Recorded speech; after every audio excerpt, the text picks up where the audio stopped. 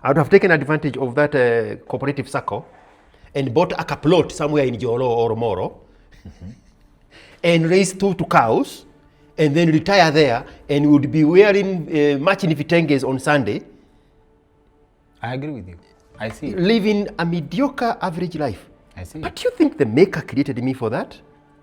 Again, we still need managed reproduction for the bottom to serve the middle and the upper class. We still need that.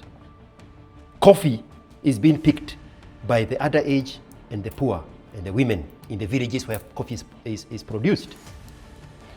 We still need those.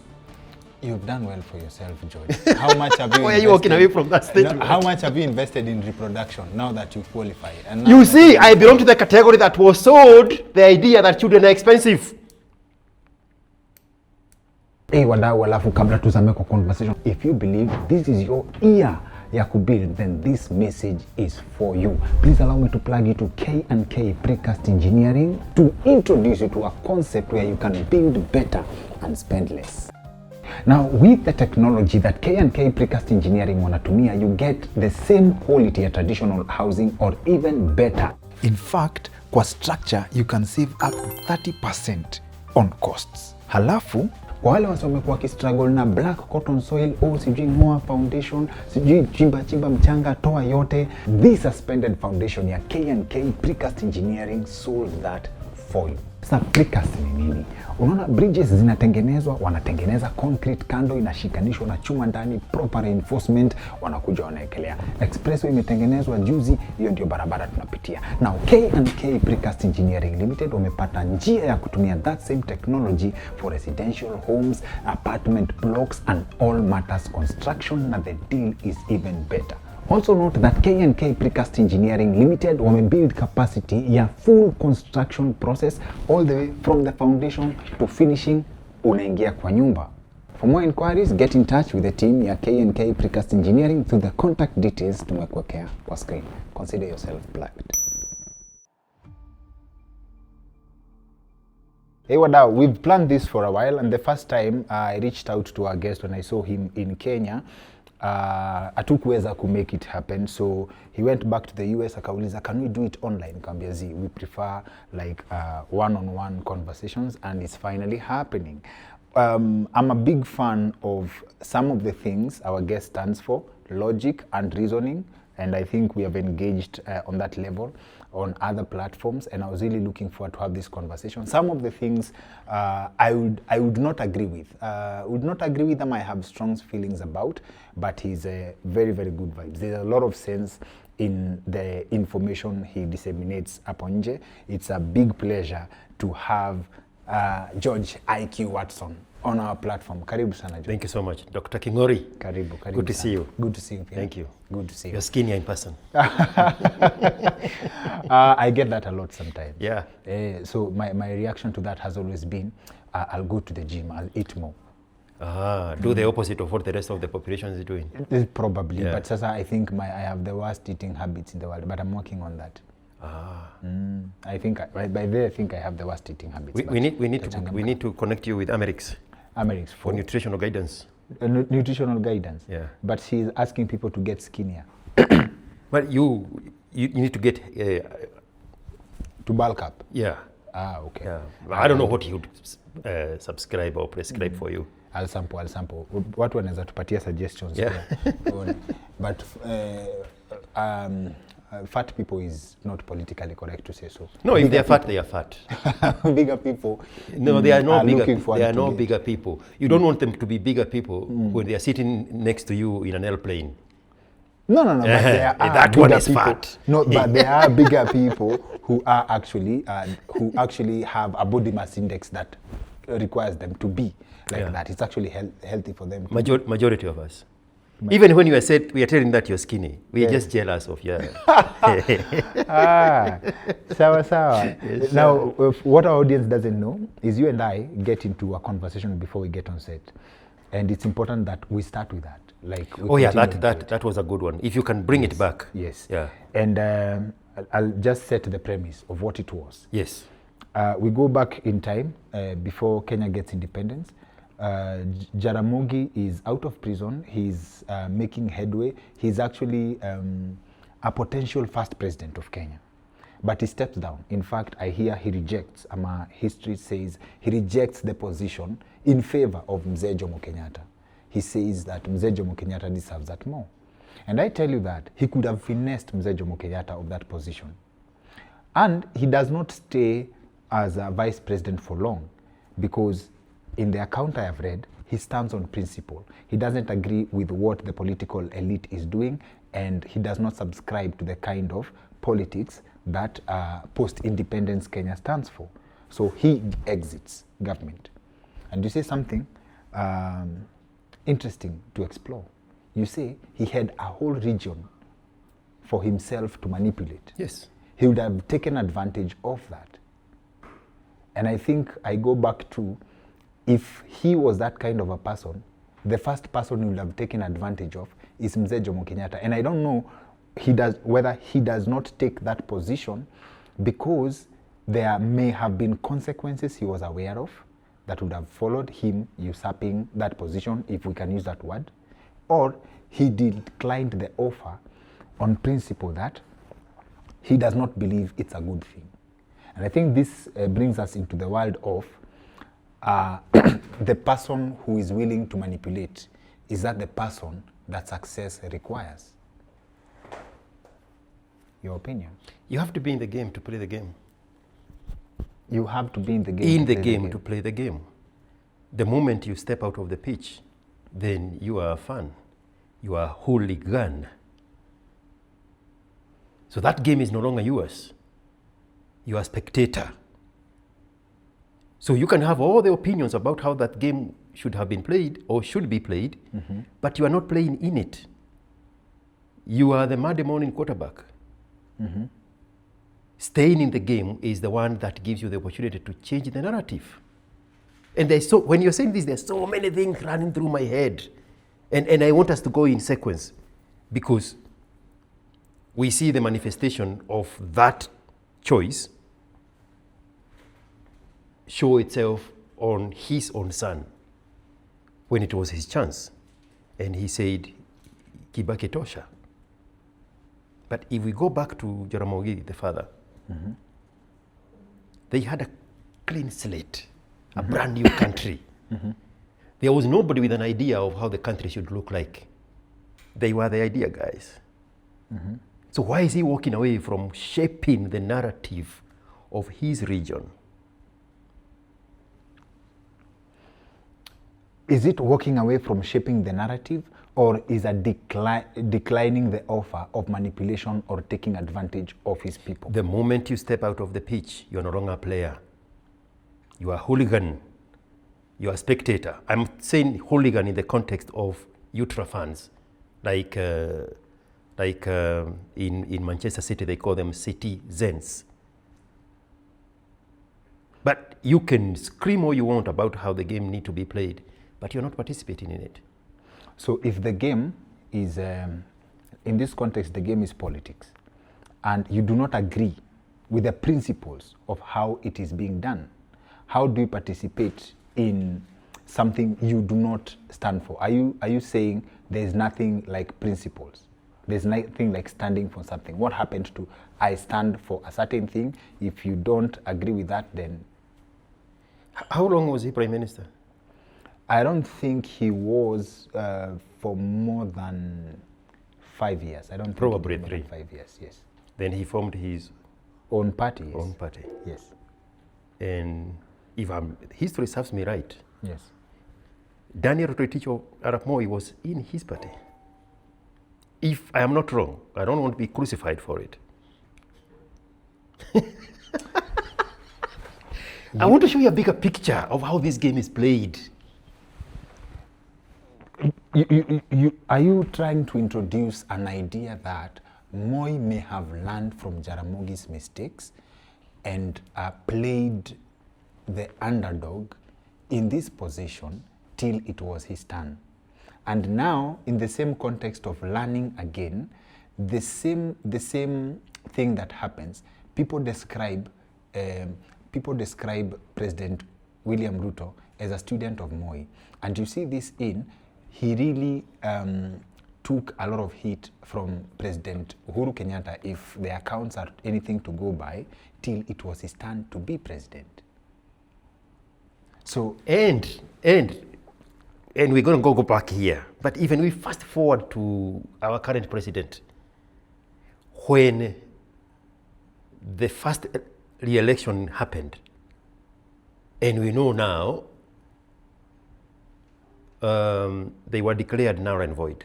And Uhuru Kenyatta did not have the appetite to do the re-election, to do the rerun. And our current president said, no, you are doing this because his future depended on him staying an extra 5 years under him in the same boat, so that he can, let's use now the word manipulate, the one we used earlier, manipulate the system from the inside. We can safely say, when that election was nullified, William Ruto had no chance of ever becoming president. He was not ready for the presidency. But he needed this guy to stay in the same ship with him, so he can be prepared in the next 5 years to be the president for life. And we see now, a year later, after that rerun, a year later, he started a journey of 4 solid years of introducing himself to the entire country. You do it from the inside. Moi did it from the inside. The misstep we see in Jaramogi is the same misstep we see in his own son. We'll come back to that grenade you've just thrown there of president for life. But first, we go back again to Jaramogi Oginga Odinga and the manifestation of his experience in Raila Odinga. I would disagree that former Prime Minister Raila Odinga was ready for the presidency in 2002, even if he positioned himself. Now that Moi had not endorsed him, which in retrospect would have been a disaster probably, he still was not ready for the presidency. So there was no way that was his chance. Is that accurate? That's very accurate. Same way it was not Ruto's chance in the election that was cancelled by the Supreme Court. So you stay in there and you run the ropes from the inside. You manipulate the system from the inside. You dig deep into the system. You do your alliance and your networking from the inside. You do not suddenly become a sore loser that throwing stones at the game. You play the game from the inside. And everything I'm saying is premeditated. I don't say things lightly. I don't say things I don't mean. So they will come as an insult, but it's something that needs to be said. Because people are very iffy with the reality of life. But this planet belongs to winners, not losers. This game is played by players, not hecklers. Players, not hecklers. Bro, we see USSR has built a hospital in Rwanda. Yes. And the president, Jomo Kenyatta, is inaugurating the hospital. And Jaramogi has rallied his people to be hecklers, going by the VOK tapes that we see. The only section we see is them heckling the president and throwing rotten eggs at the president's limousine. This guy who had a clean slate of a country. Again, everything I'm saying is very premeditated because there are some things that we should not say. I don't know if there will be a time where we can openly say these things. I mean, right now I'm seeing people starting talking about Nicholas B. Watt. It used to be a taboo to talk about Nicholas B. Watt. So probably I'm ahead of my time talking about Raila or his father. But presumably the world will catch up. The Jaramogi we saw when he walked away from this park is a replica of the son that we saw throughout his career from 1982. What's the context of the heckling at the launch of the Russia hospital? Even the current president has been heckled elsewhere. Yeah, the heckling today is because of mannerlessness. It's not because there is principle.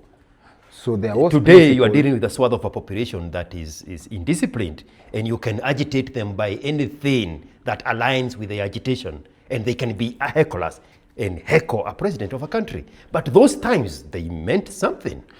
So it means in this heckling at the Russia hospital launch, it was inspired by something.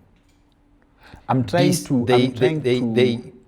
the agitation was that they are being sidelined. Sidelined, it's yes. marginalized. Marginalized. But this is the launch of a provincial general hospital, which became now the provincial general hospital. An Eastern European standard hospital built by the good people of USSR. If you are dissatisfied by something else, it cannot be this one.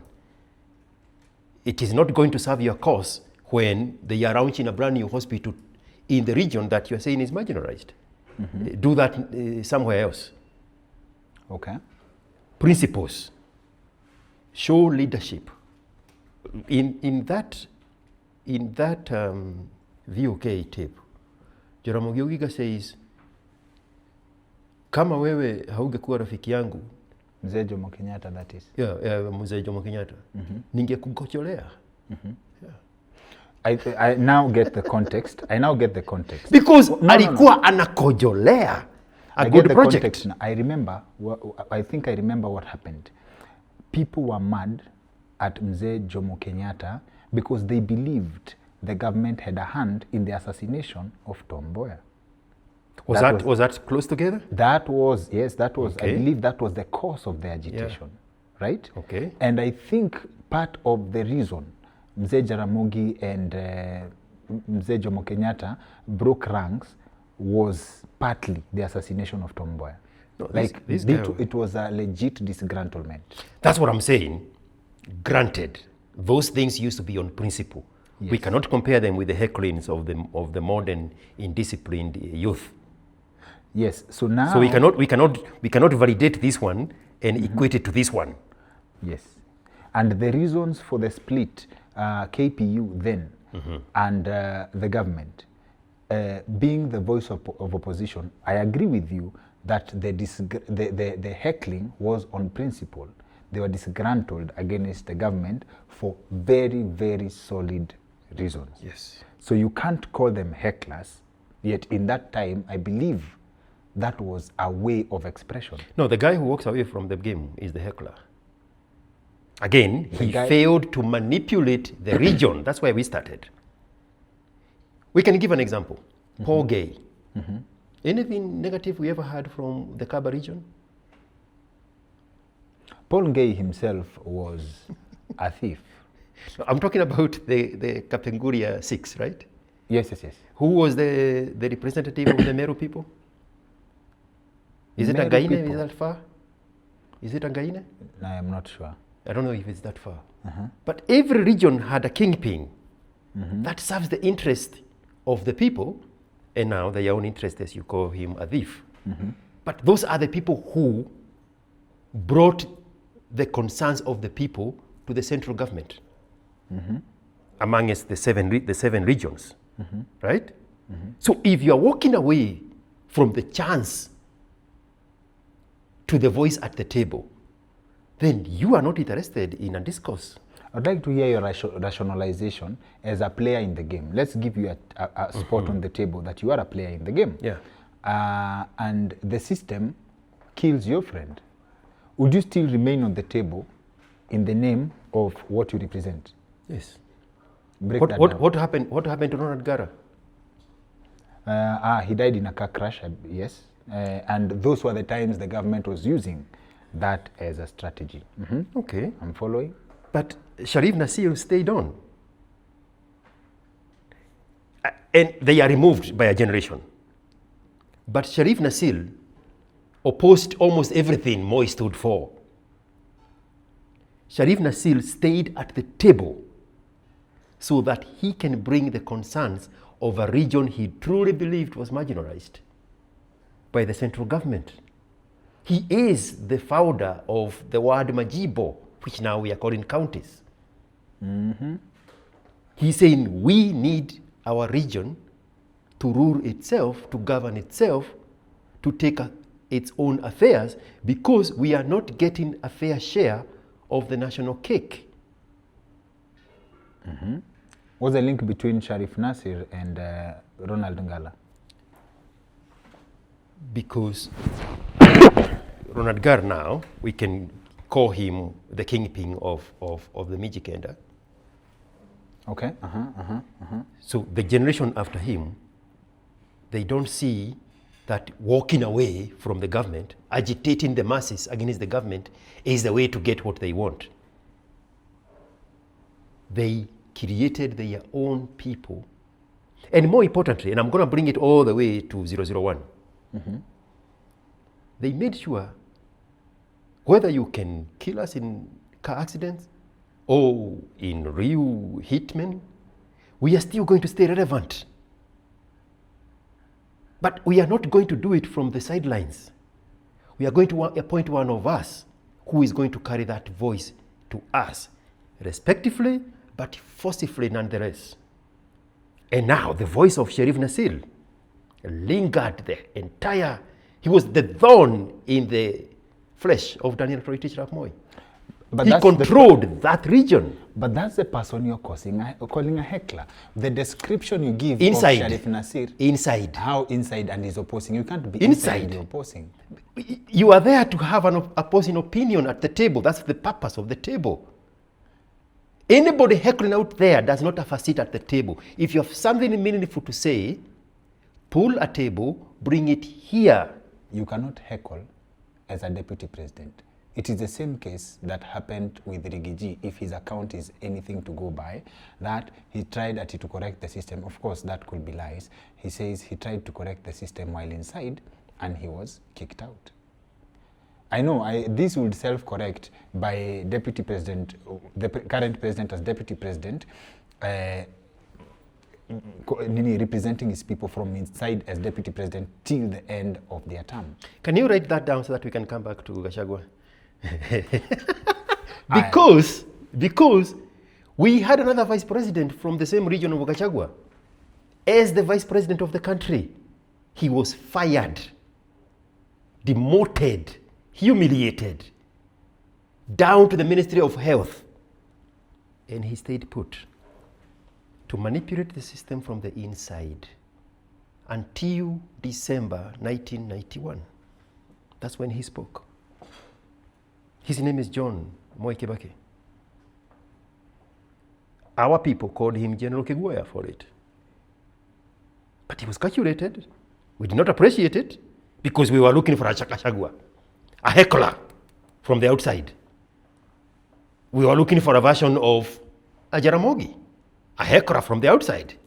We are looking for an agitator from the outside in what came out to be Raila Odinga, a heckler from the outside.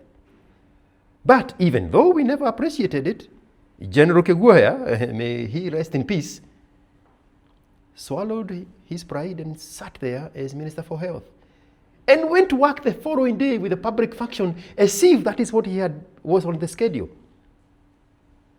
Stripped the vice presidency down to Minister for Health and walked in there the next day with his kipara and a smack smile and sat there quietly, calculated and looked at the atmosphere of this agitation of multi-party democracy.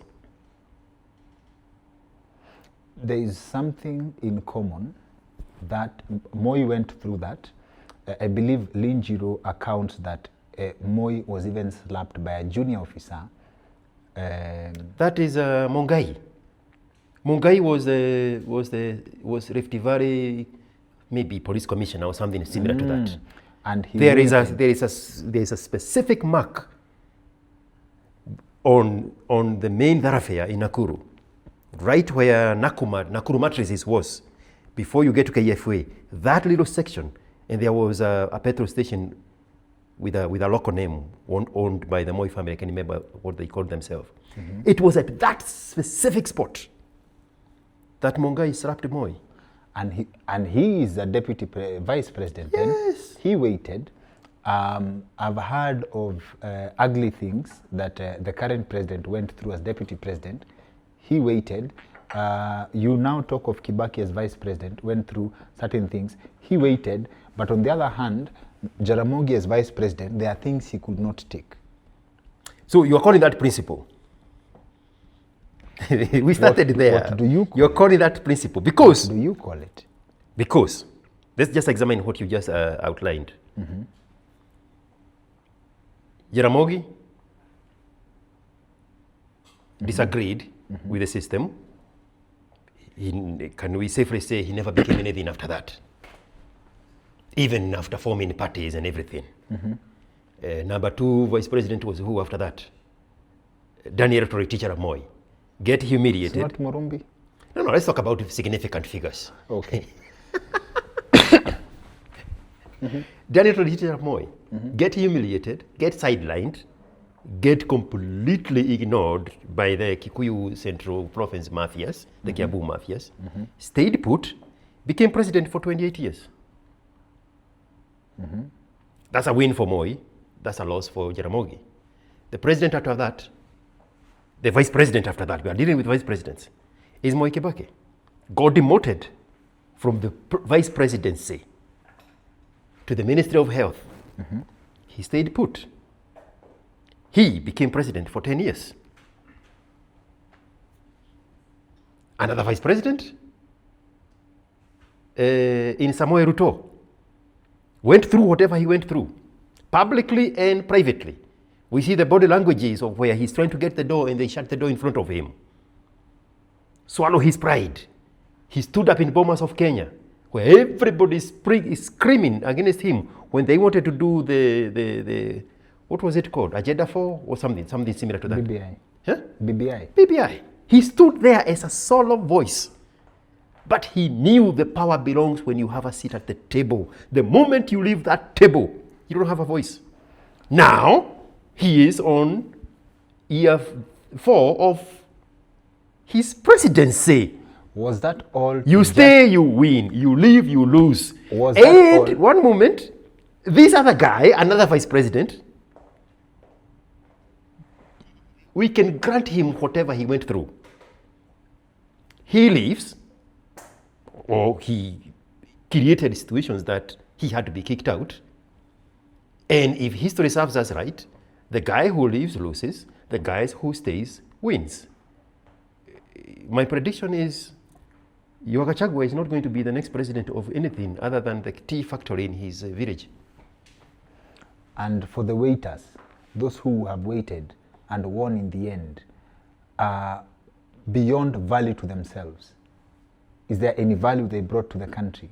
Was the waiting for them or the waiting for they believed in a greater good? Are you familiar with Daniel Torre, teacher of Moi? I am. I am. Managed the greatest education system Kenya have ever seen. I know everybody's like, go to hell! Managed the greatest education system Kenya has ever seen. Qualify in that. an era where there were no infrastructure. Qualify that. In an era where there are no telecommunication. Moi supplied, I'm not talking about milk. I'm not talking about milk. Moi supplied text and exercise books through a system called Kenya School Equipment Scheme. Kenya School Equipment Scheme. In an analog world that had no telephone, that had no roads, that had no hello. And they had mapped the entire country, thousands, if not 10,000s of primary schools. And every single time, every school would get supplied by Kenya School Equipment Scheme in a big brown grayish lorry that would supply equipment to the schools. In an analog era, Moi created a logistic network of transportation. with Iveco buses, the Nyayo buses. And I'm not familiar with the ones the city served. People who lived in the city, they know what that meant for small kids that rode for free if they were in uniform. And they were efficient, they were courteous, and they were formal. The guys were in uniform. In the countryside, they would go all the way to Nyeri. That's the farthest I know, because I know a family member who used them. And it was controlled. I remember my auntie saying that her children stood the entire way from Nyeri to my village in Muranga, because they would not let kids sit if there was an adult who needed a chair. That's how organized that thing was. Okay? Moi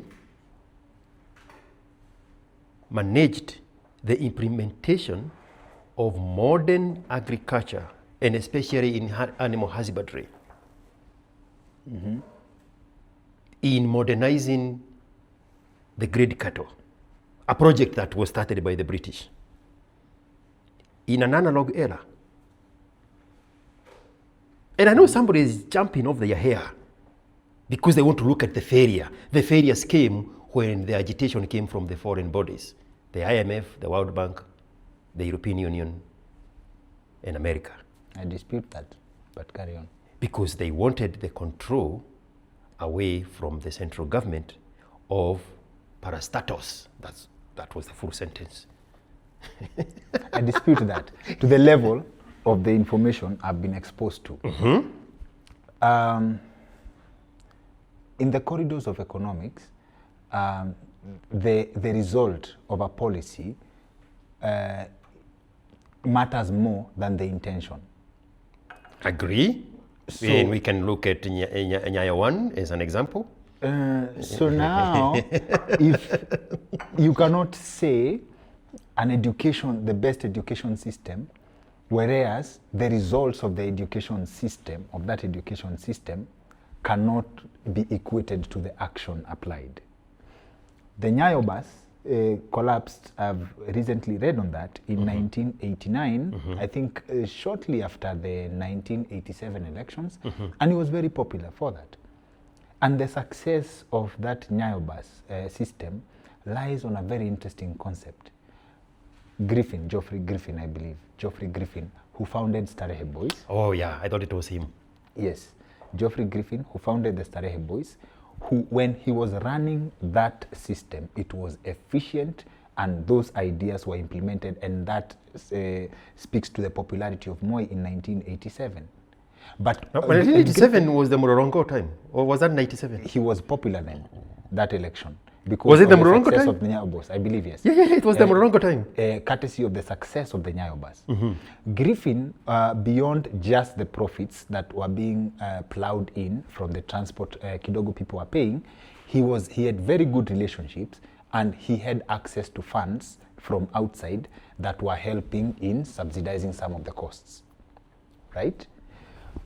Moi himself collapsed the Nyayo bus for one simple reason, right? He allowed interference from his friends, who would call favors. You know why I'm smiling. You know why I'm smiling? Because I told the pilot the other day that we should have kept white people as expatriates to run and manage those kind of institutions, because Griffin was a white guy. Was Griffin a white guy? No, I think it speaks to his personality. He was a white guy. Yes. But his background was but you are about to tell me that the black people killed it.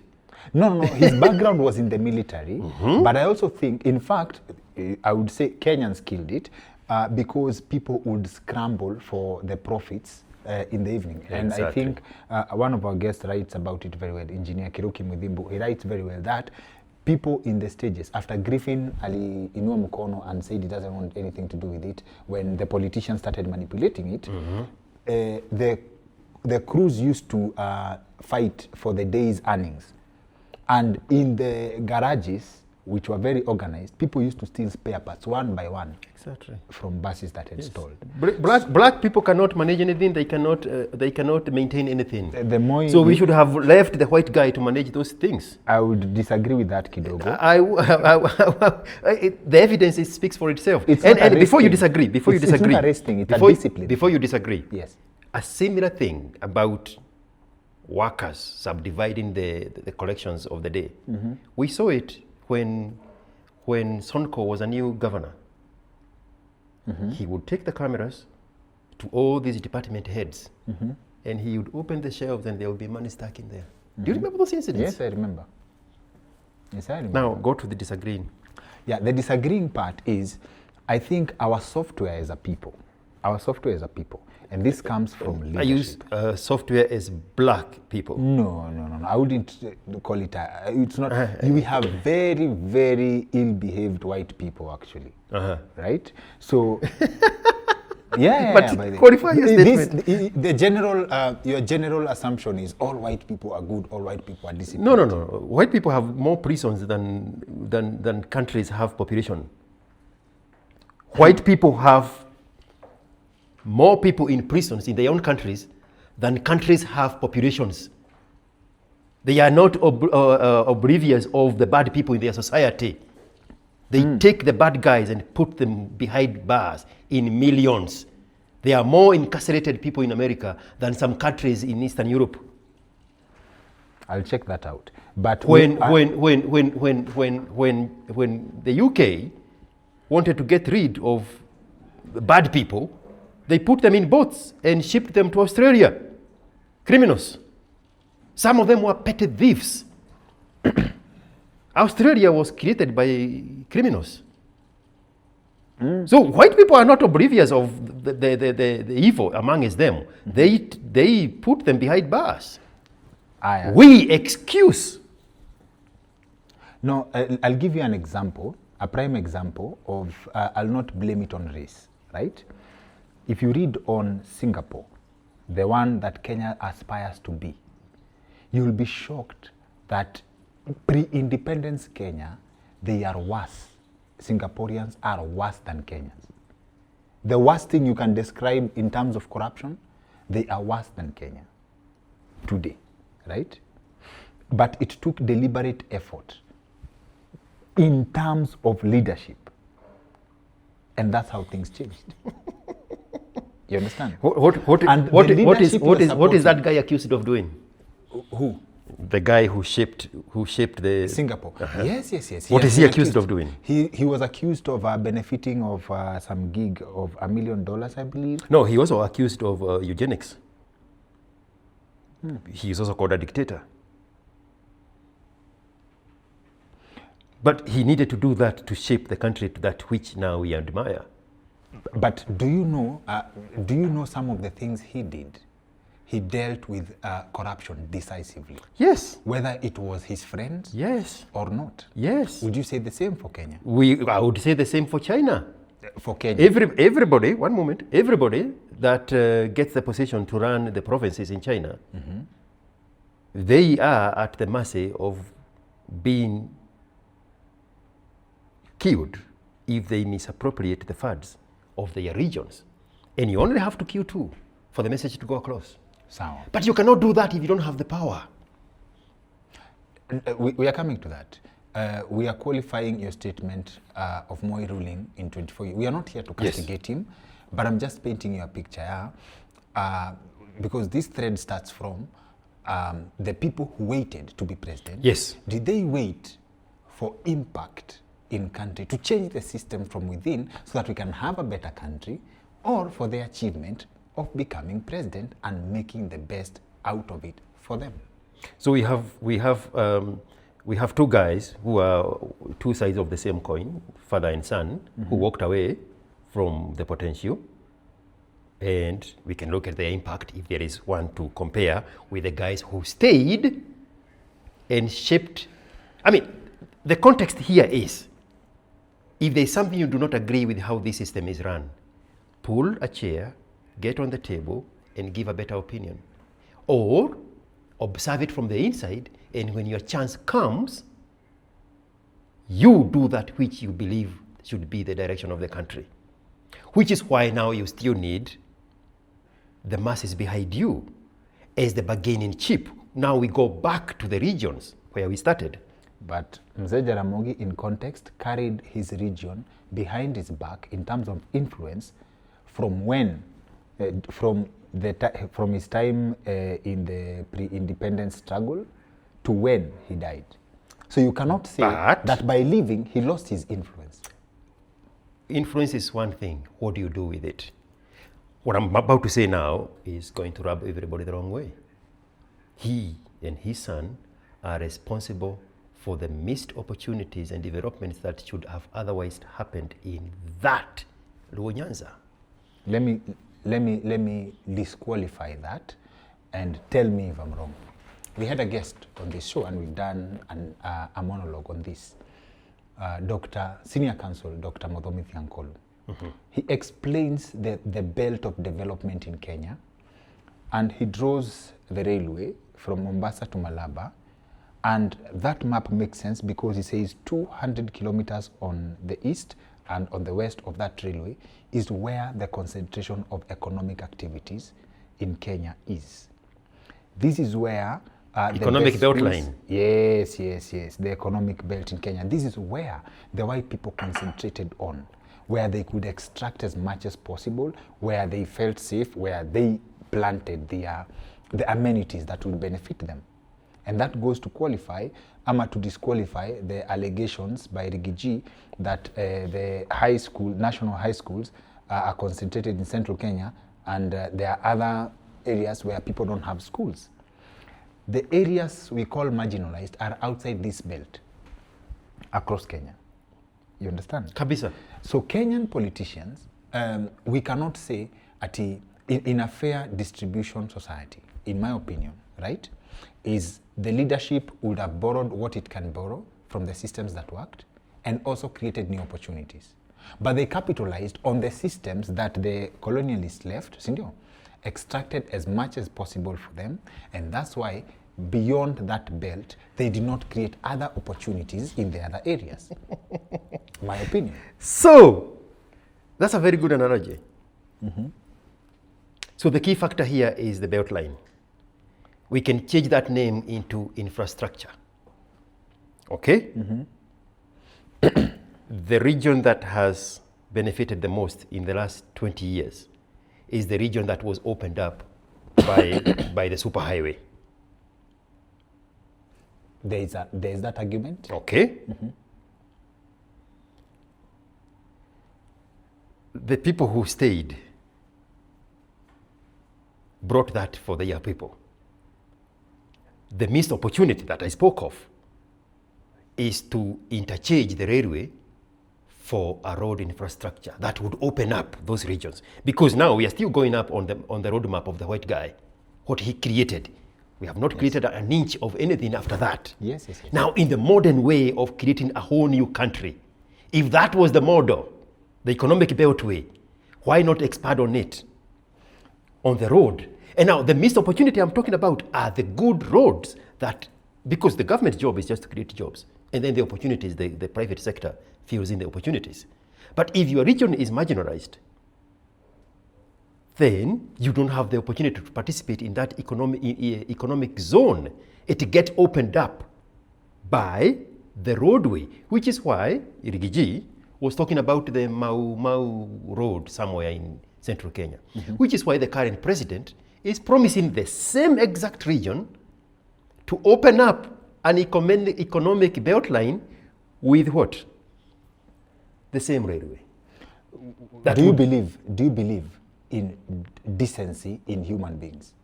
No, human beings are not decent people. Maybe that will explain your line of thought. Because in my opinion, right, if the government systems were to work, right, in the philosophy of equitable distribution of resources, the idea of a certain region benefiting just because their person is in power should not be a conversation. It should not be a conversation, but it should be a result of the contribution of the person who is in power, leverage, opportunity, networking. Central Kenya looks the way it looks like because of that leverage, because of that proximity, because of taking advantage of those potential opportunities. That other region looks the way it is because the kingpin walked away from the potential and the opportunities they are in. What is the essence of being part of a country? Because they pay taxes. This is why I'm talking about the idea of... Yes. This is why I'm talking about the idea of the principles of what a united country stands for, right? Every corner of this country, each and every individual is required to pay taxes, right? So it means these resources that people get are or should be as per equitable distribution of resources, right? And your contribution to the economy. On paper. on paper. But in reality, you need one of you to push for those benefits to come to you. In America, they call them POC. Singapore had the same problem, right? But one person fixed it, and it was, they also had an issue of their version of tribalism, right? Which they had to fix because someone believed in a unified country. Right now, Moi was there. Moi was there until he was disrupted. Moi was there. We had patriotic songs. You ask a regular 24-year-old what is patriotism, they have no idea what it is. But Moi had created a sense of patriotism, pride to country, service to God and country. We don't know what that is. We don't know what that is. And to your point, now we can bring Joho in. What Sharif Nasir was doing is he knew in the same way that we are paying same taxes, but we are not getting the benefits. So I have to stay in there and make sure I agitate for my people. 001 did that forcefully with blows and insults to stay relevant so that his region will never again be overlooked and marginalized, to a point where now, as an outsider, he is being brought in because he is a formidable force to represent the whole region, even when he doesn't look like 90% of the people in that region. That region belongs to the Mijikenda. He is an Arab. But he appoint himself as I am going to represent the interest of the entire region. You're speaking, you're advocating for a philosophy of if there is 10 of us, right, and there is one loaf of bread, we either divide it equitably amongst us, right, or put it there and be on a clock to click, may the best man win. That's the rule of nature. We have disrupted nature by accommodating weakness as part of participation. That's why we have created Special Olympics. I mean, come on. We have accepted weakness as a standard of life, and now we have to lower the greatness of humanity. That's where I have this, can we say bullshit? This bullshit of DEI came from. Because we want everybody to be equal. Diversity, equality, inclusivity. Why do you need to be included in anything you are not capable of participating in? Why are we equal in paying taxes, but you're not equal? No, we are not. We are not equal in paying taxes. We pay a fraction,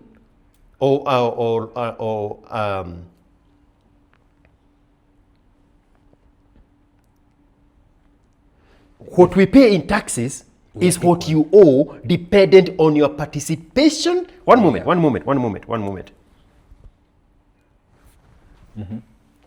Let's bring it to the down level. You pay after creating something. You pay after earning something. If you are earning 10,000, you are paying a fraction of the 10,000. If you are earning 10 million, you are paying a fraction of 10 million. But it's not fair for the guy who creates 10 million to pay a fraction equal to the same metric of a guy who could only afford to create 10,000. That's why we have tax breaks and certain incentives and tax breaks for the people at the top, because they are doing greater contribution than the people on the bottom. So even though we say on paper, the guy making 10,000 only pays 17%, and the guy at the very top pay 38%, in principle, the guy at the top end up paying 4.5%. But the guy at the bottom still pay his 17%. You are not paying the same taxes. We are equal in paying taxes. I'll qualify that. Yes. A person who makes $1 million shillings in Turkana has the same tax liability as the person who makes $1 million shillings in Siaya. Yes. And has the same tax liability on principle as the person who makes $1 million shillings in Mombasa. But that was not the argument that was presented. It is. One moment. The next sentence is, during the argument about the tax bill. The people who pay zero taxes were the loudest in wanting to defeat the finance bill. If you ask the person, and they did, what taxes do you pay? They don't pay any taxes. So what is this they are marauding about? We should have ganged together, the lower class should have ganged together and be on the side of the government and say, tax those rich more to our benefit, because we don't pay anything and little as possible compared to the guy that was actually quiet, that never agitated for the defeat of, and I'm saying this in a very layman's language. This is my opinion, just like the rear end of my body. Okay? So I don't want some philosophical argument around what was actually happened. I'm not an expert in this.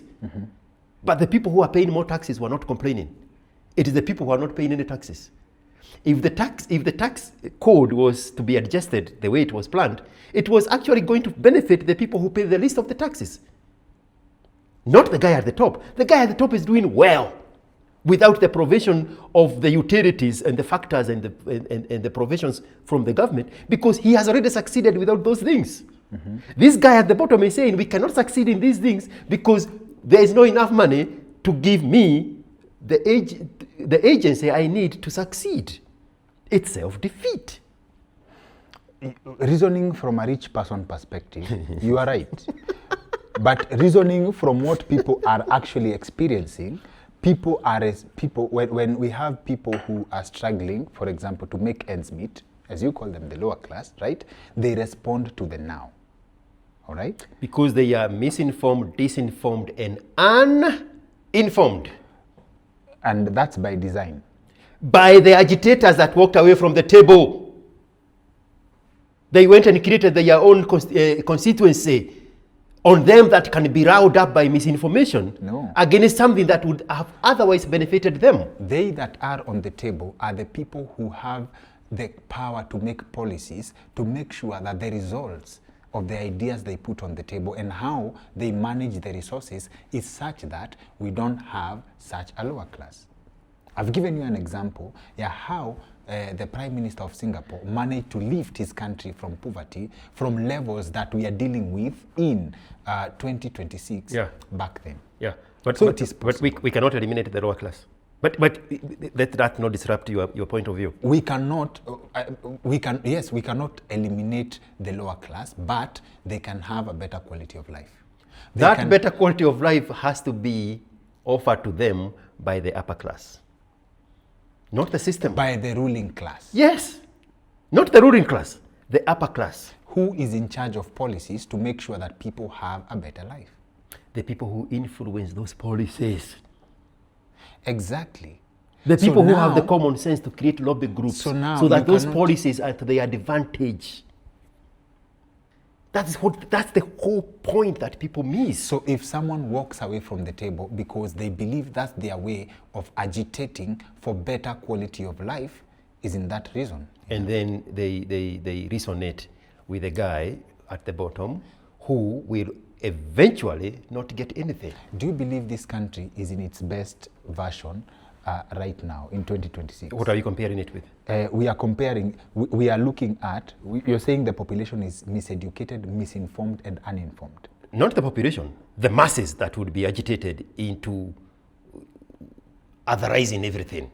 Why is that? Bad policies. No, the results of bad policies. Why do we have bad policies? because the people who should influence the policies to the advantage of the greater good are walking away from the table.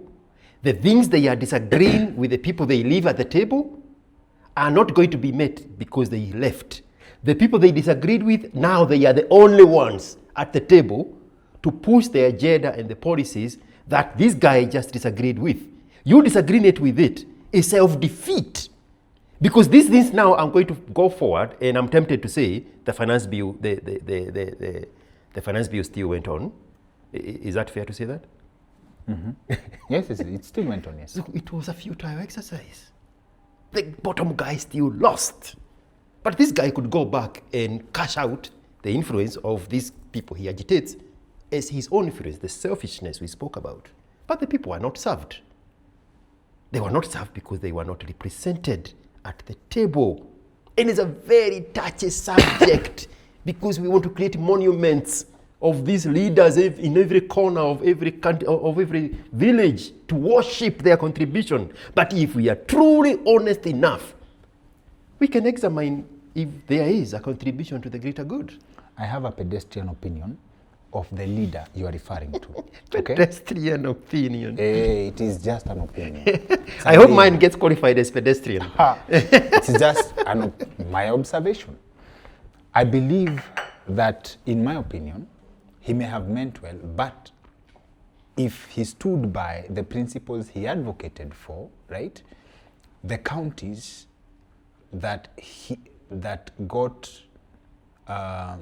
where governors got elected with a ticket from his party would have shown better results in terms of use of resources. That's my opinion. But then again, I'll come back to where we are as a country.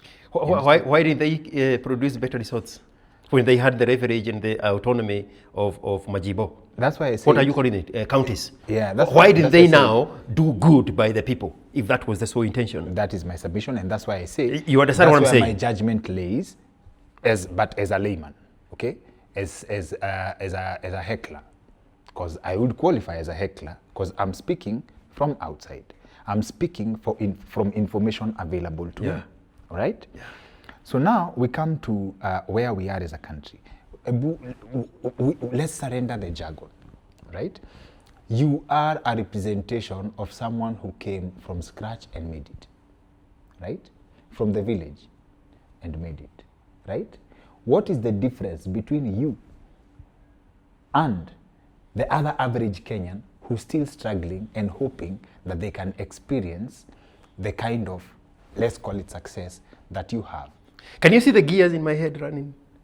Because I'm still stuck at where you just said that the guy who agitated the masses, when he got the Majibo and to control the region, his governors failed him in not producing for the people he was agitating for.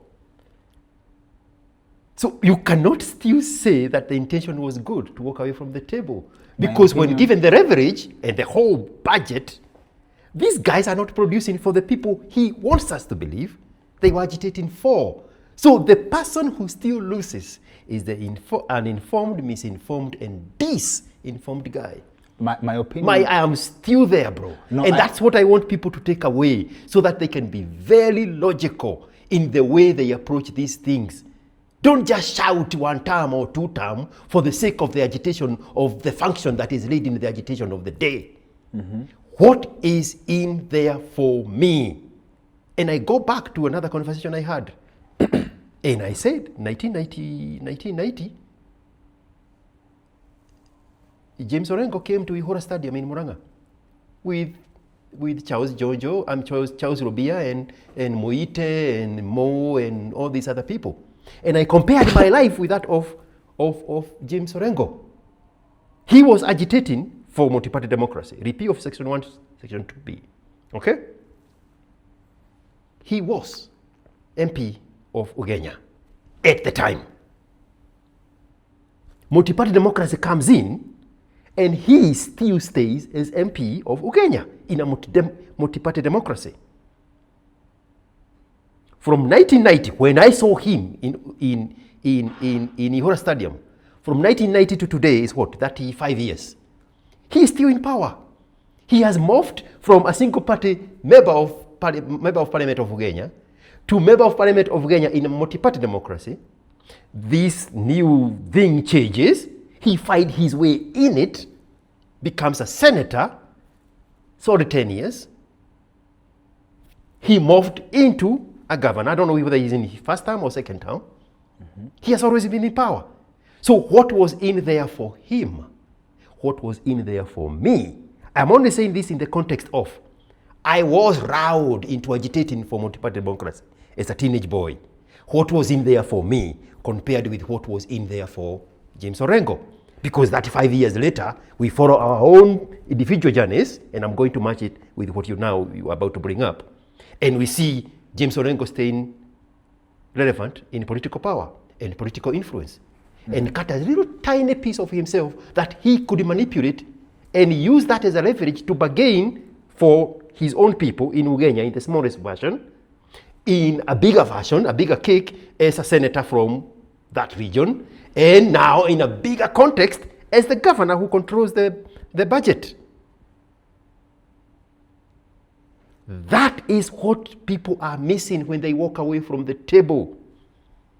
The example now of agitating from the inside is the course that Orengo has taken for 35 years since I saw him in Yohora. He's still staying relevant inside of the system. So was Sharif Nasil. So is 001. And use the leverage of the bargaining chip of his region to stay relevant inside, not agitate from the outside. You have refused to Kabisa. subscribe to the idea of a Kabisa. unified country where opportunities can be equitably We cannot unify any country on this planet in the context of democracy. There is no country that is unified that also practices democracy. As we know it, these Western deemed useless systems of elections every 5 years. There is no country on this planet that practices that democracy that also can say it's unified. So what's the alternative? Dictatorship. It has worked everywhere. It is being practiced right now. Would you consider President Moi's rule, reign in power as a dictatorship or a democracy? Until he was disrupted by the people you disagreed with me. The IMF, the World Bank, the European Union, and America. Until he was disrupted? Yes. Because they held the pass on condition that he has to relinquish the parastatus. That's where the structural adjustment program came from. No. Yes. The structural adjustment program was a concept where when African countries were unable to pay their debts, which were very expensive actually, compared to what the European powers had gotten to rebuild after the Second World War, instead of defaulting, the World Bank and IMF came up with a strategy, right? Because the money that we borrowed, that we were repaying, was investors in those countries. So instead of going back to their people to tell them that African countries had defaulted, they came, structural adjustment program is like a refinancing. Oh, umeshindwa kunilipa, let me give you a bigger loan, right? With more flexible payment terms. I am talking in reference to the golden handshakes, where all those parastatal employees were given a lump sum in lieu of serving the entire period of their service. That was engineered by the program that was designed to relinquish the power of parastatos, Pyrethrum, KGGCU, KFA, Sirius Board, the one for maize, I think, what is it called? Cereals Board? Yes, and we had another one, Kenya Seed Company, right? All those people that worked there, they were given a golden handshake so that now those bodies can be dismantled from being government employees, from being government parastatos. You see, I'll have to read more on that because I have, around this period is where someone wrote a book about the World Bank, IMF, coming up with a strategy to grab resources from African countries by giving loans they cannot afford, tailored in terms of projects that are prohibitive. Yes, Yes. exactly. Yes. And to that extent, if that offer was extended to the Kenyan government, I'd like to read more on that. Nijue, by the if this is something more declined, okay? Now, but I wonder if he would decline that if in 1980s, Griffin ran the Nyayo bus service from funds provided for by external donors. do you want us to go back to management that you disagreed with, that the black people cannot manage anything? So,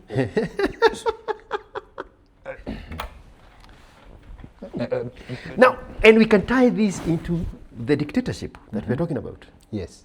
Okay? The countries that are running the 21st century economy, power and influence, are those that have a very small group of people at the very top making the decisions of the greater good of the entire society. That's what is called benevolence. What's The to interest of KSA, Kingdom of Saudi Arabia, rests at the people at the top that manages the country as a business. assuming those people are angels, right? We said earlier there is no good people in this planet. So why would they act in the best interest of the country if how they get to those positions? Another controversial thing, because the countries belongs to rulers. Countries belong to rulers. We pay taxes to stay in them on condition that we follow the rules of the rulers. If we don't agree with the rules of the rulers and we don't want to pay taxes, you can go to another country and there also there will be another set of rules. You're speaking like a loser, George. Why am I speaking like a loser? Because you are submitting to... The countries, every country belongs to a ruler. Every one of those. The ones that have accepted that concept are the ones that are leading the 21st century. They changed the constitution of the Chinese, whatever, the people at the top, the Communist Party, because they found a good ruler and they say, well, let's extend the service of this guy. Now, in our brainwashed African mind of democracy, we look at China and say dictatorship. KSA is ruled by a very small group of people. If we are not working in the Middle East and we are safely here, we call it dictatorship. UAE is run by the Emiratis. For the greater good of the country, they own the country. Rulers own the country. They create the rules that everybody has to follow. It looks so easy on paper when it's being demonstrated by the UAE. The rules they have set up on the conditions of you staying there. You can come from 220 countries, participate in their country on condition you follow their rules. And you can never be one of us because this is our country. And us, we distribute the wealth to them that belong to the country. The real natural citizens, they get a piece of the pie. I was listening to, I don't know whether she's Kenyan, a Kenyan girl, and she was interviewing an Emirati, a regular citizen of UAE, of the benefits they get for being natural citizens of UAE. You get land for free. You get money that you to build a house for free. You get paid a monthly stipend to share the cake of the country you own. But if that's not what they are saying, then when I'm saying it, it looks absurd. But if you observe it carefully, that's what it is. That's a very good example of a country that is owned by the Emiratis and they share the cake together. Every country belongs to the ruler. I see where you are going with your... Not the democracy. The democracy messed up everything. I see where you are going with your president for life analogy, but carry on. In Africa, the only country that has accepted that narrative is Rwanda. And it's working for them. And especially because of what they were dealt in 1994. A whole generation of people whose lives were disrupted because of the atrocities of 1994. A president who could see the future created a better environment for kids born from 2000, them that have no direct effect of 1994. So if we take 6 years away, and you say any kid that was born 6 years from 1984 is not part of the equation, and we just focus on this new demographic that was born after 2000, and we follow them now to 2025, they are 25 years old. That group of young people, they don't look anything like the generation that turned on each other. They turned on each other primarily, which was discussed earlier, that Moi was about to achieve, because of lack of cohesion of patriotism. They were divided into Hutu and Tutsi. These kids from 2000, they don't identify as anything other than Rhodese. That's the genesis of creating a cohesive society. You cannot do that and then accept the same results if you accept Western themed democracies that disrupt opposing opinions, not for the greater good of the people. You subscribe to the idea of white supremacy. Whatever that statement is, the answer is yes. Yes, you subscribe to the idea of white supremacy. But no, not white supremacy. Okay, supremacy not in terms of the Ku Klux Klan, the extremism. The only supreme being is a black man, but he doesn't know it. But continue. But you say white people are actually better than black people. In managing everything. But the kind of government that works for them is not good enough for Africans. Say that in simpler terms. Western, you say... No, the democracy they created for us, it's a cookie cutter democracy. We have to have our own system that works for us, that work for Rwanda. When he needs to go negotiate a deal with Europe about the investment into his country, he does that with the mantle of benevolence for the greater good of the country. We only see the results. But we follow this demographic. From 2000, they are now 24 years old and below. They are the ones benefiting in the advancement of technology and biochemistry. A whole removed population of people that have no history of the mess of 1994 going back, the division of the Hutu and Tutsi. You cannot, if you tried, agitate these people to look like their grandparents. They are benefiting from the choices and the decisions of one guy at the top that make the decision for the greater good of the country. And it's a little tiny country the size of central Kenya. And everybody is going to disagree and say, oh, it's just what you see on TV. But we see them flying drones, supplying medicine remotely. Before America catches up on it. I'll refrain from making comments on the Rwanda situation because I have limited information on that. So, but if you were president of Kenya, if with the ideas you subscribe to, what would you change? Or what would you do to make sure that the country is better than what annoys you?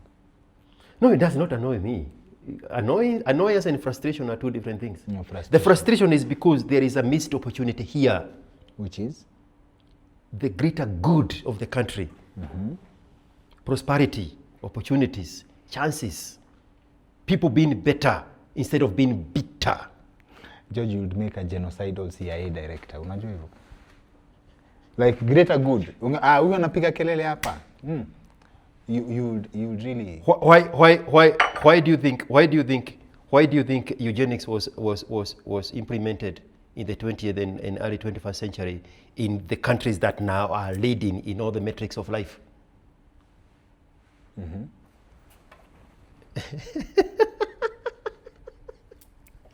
Because somebody said precisely that way. You deserve to live, you don't deserve to live. Especially you don't deserve to reproduce. Because you are creating a better gene pool for the greater good of the future of our society. That's why Scandinavian countries look the way they are. And let's even whitewash the name eugenics. Let's go to the one-child rule of China. Look at when it started. Follow that generation to today. Mm-hmm. That specific generation, 42 and below, are the ones leading the world in everything. Leading, but they have a population disaster of children without uncles, children without... Go take your feelings to your nyanye that you don't have because there was only one child. But those people now are the ones that are creating skyscrapers. They are the ones that are creating infrastructure across Africa. They are the ones building super ships that carries hundreds of thousands of containers across oceans. I don't think it was necessary. I am specifically now talking about the benefits of eugenics, and we say let's whitewash it and call it one child policy of China. That beneficiary, the outcome of the one child policy, those Chinese kids are the ones spread all over Africa, making great moves in preparing the next wave of China reoccupying this dormant continent of Africa. Why China decides, my memory serves me right, China decides on the one-child policy because of, number one, poverty, and the resources they have as a country cannot sustain the population. Yes. Right? Yes. If I take you back to how far ahead China was, save for poor decisions in their leadership, 1,000 years before Christopher Columbus, who claimed to have discovered America, China was already exploring the world. They had ships, and they were way ahead in terms of like capacity to actually learn from other cultures and be a beneficiary of the Western world civilization, right? Save for poor decisions of leaders who decided to ban the exploration. Mm-hmm.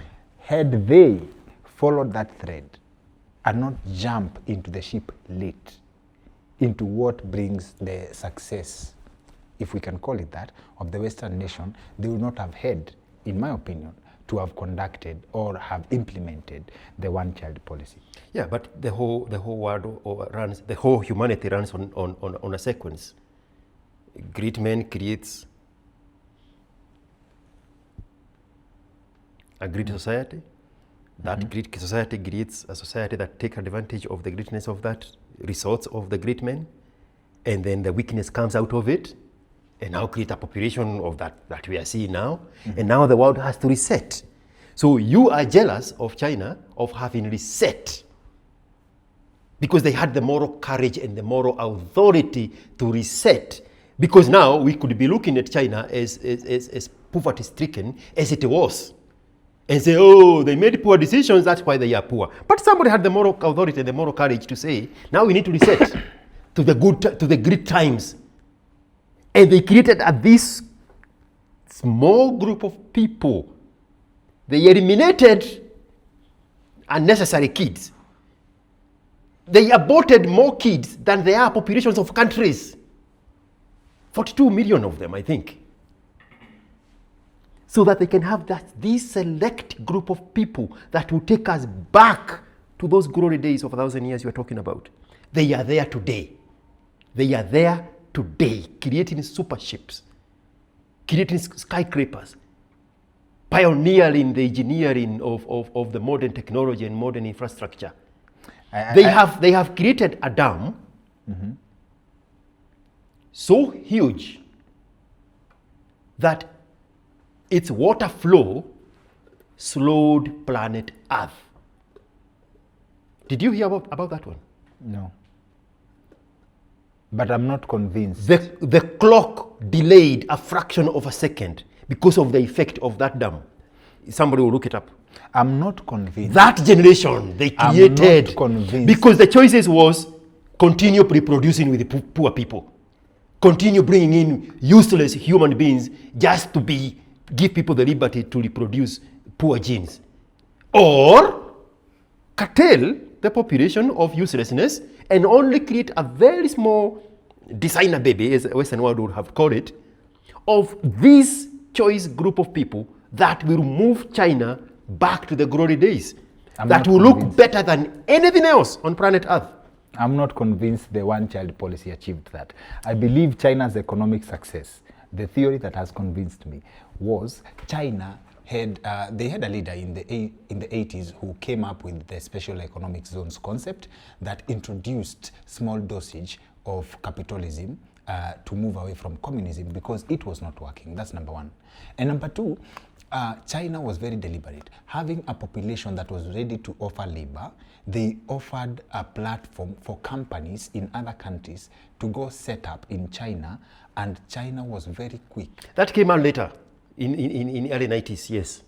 But I don't think the one-child policy in kitambo sana, I don't even think it's a 60s thing. No, it's a 70s this. I think it's Exactly. 70. Exactly. Those kids are, I think the oldest is 44 years old. Exactly, Yeah. but then again, I refuse to believe that there is something special about these children genetically just because Come it was just one on. child. Come on. No, I refuse Come to on.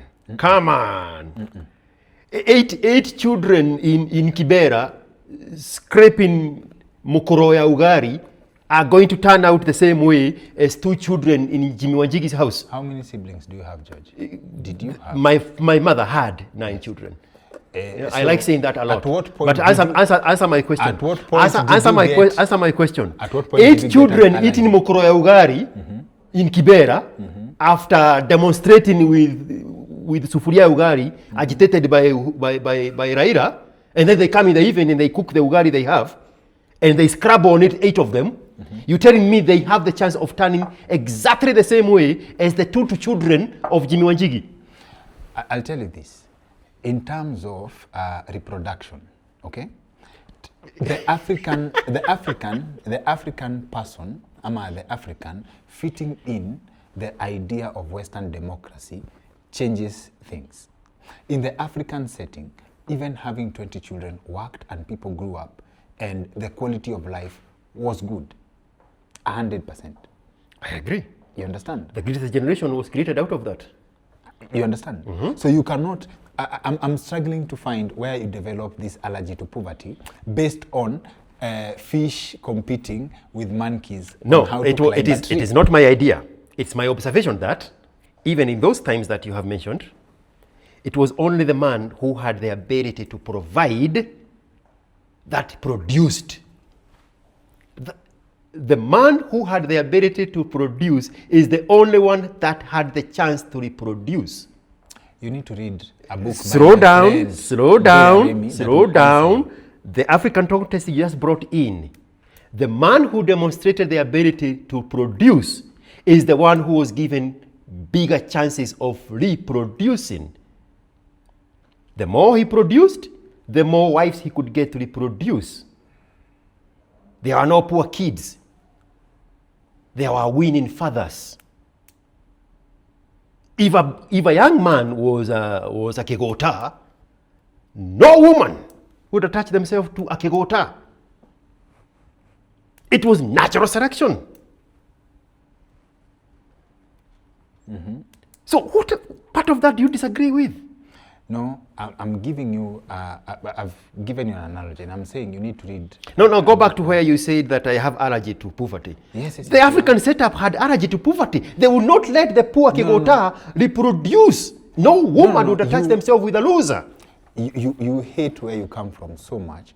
You come from a setup or a large family. I don't know the economic status of that family. But you already know I hate it.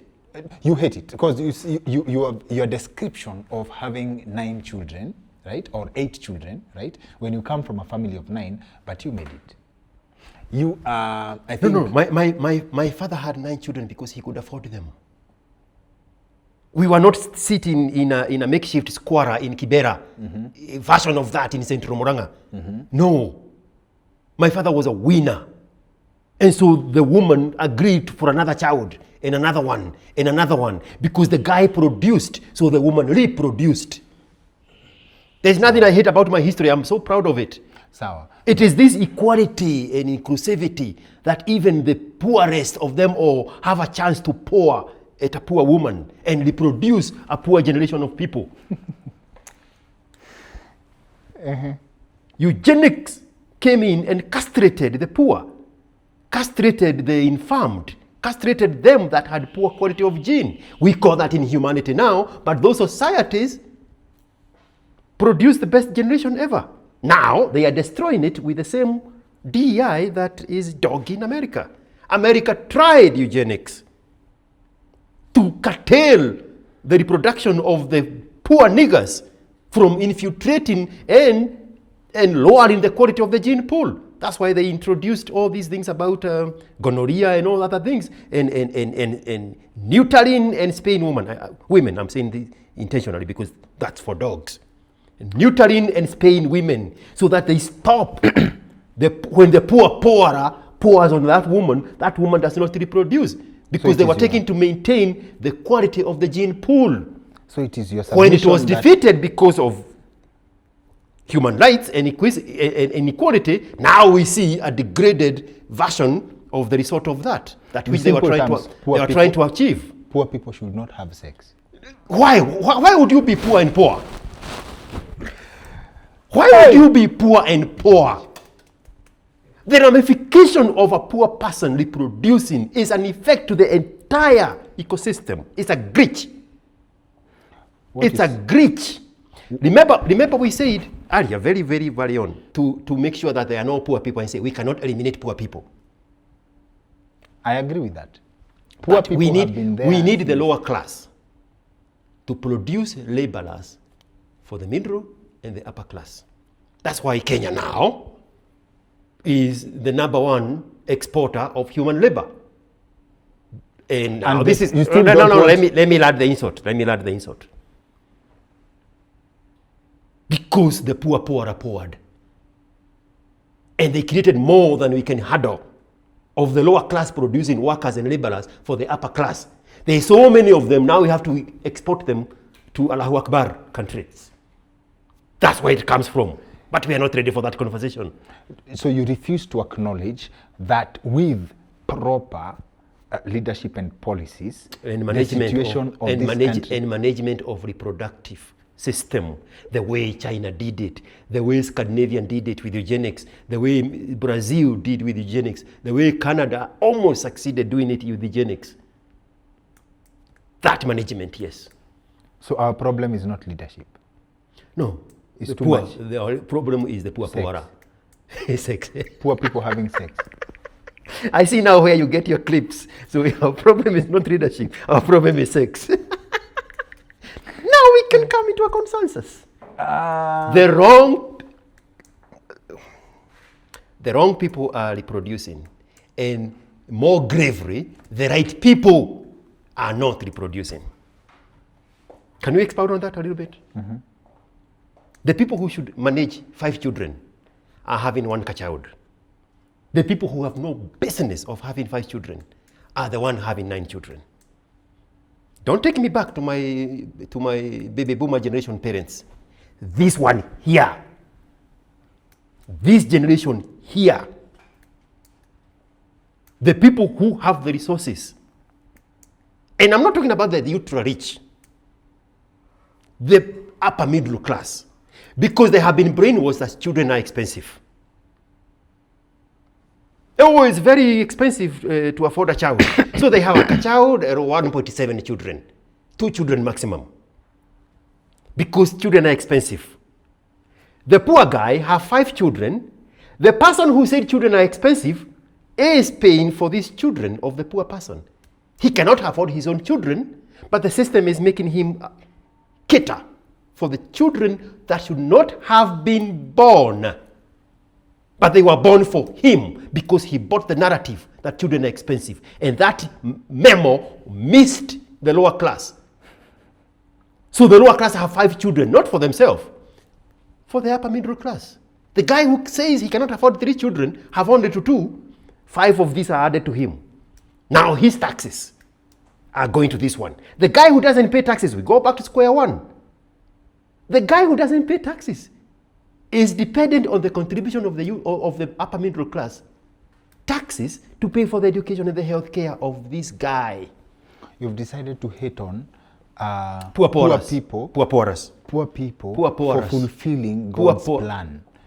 It is an instruction to God's go plan? ye and fill Did the you earth. mention God? Yes, to fill the earth. God designed something called natural selection. only the strongest survived. We disrupted that. So we said even the poorest, even the weakest have equal chance. Now we have poorers everywhere, more than we need.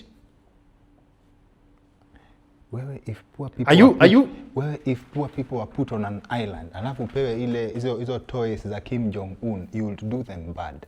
No. Just neuter and spare them. Let them earn a chance to reproduce after they produce. Again, we still need managed reproduction for the bottom to serve the middle and the upper class. We still need that. Coffee is being picked by the underage and the poor and the women in the villages where coffee is produced. We still need those. You've done well for yourself, George. How much have you Why are you walking away from that statement? How much have you invested in reproduction now that you qualify? And you see, I belong to the category that was sold the idea that children are expensive. But let's assume I'm American. I'm Kenyan. My tax dollars are paying for the guy in Kibera who have 5 children but cannot afford them. But there is free education from Kibaki. Kibaki left us a very good free education. For who? For the guy who cannot afford good education. It is so bad. The guy at the top with only 2 children knows that the education system he supports with his tax dollars is not good enough for his children. So they create these parallel systems of private schools. They are being taken advantage of by the leaders and the poor. You agreed with me that the colonialists left a select area where they had demarcated, and the people who are born in these areas had won a geographical lottery and had access to certain opportunities that other people did not have. Mm-hmm. We are in a country where we have people who have had access to resources, not because they are clever, but because of circumstances outside their control. All right? So there is someone who has legit potential out there suffering, not because they cannot, not because wao ni kigota, not because they are lazy, but because of the policies that have been made and the design and the consistent failure of a system. They cannot have access to these opportunities, not because they reproduced. 2 things. If you know that, then stop bringing poor kids into the equation. Solve that problem first. Yes? If you are disadvantaged in life, is there not that saying that says, I did not come from money, but money will come from me? Apply that principle. I did not come from money, and so therefore I'll bring children who will also not come from money? What kind of madness is that? If you know that, and now, in your opinion, let's bring that awareness.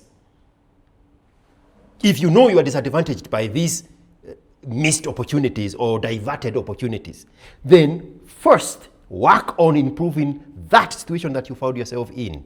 Not bring other poor children into it. Number 2, most importantly, you pointed out to the way the colonialists shaped the opportunity zones. Mm-hmm.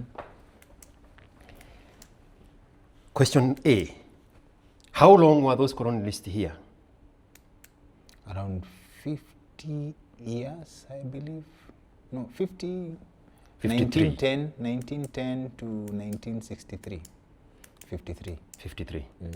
How long have we been independent? Mm-hmm.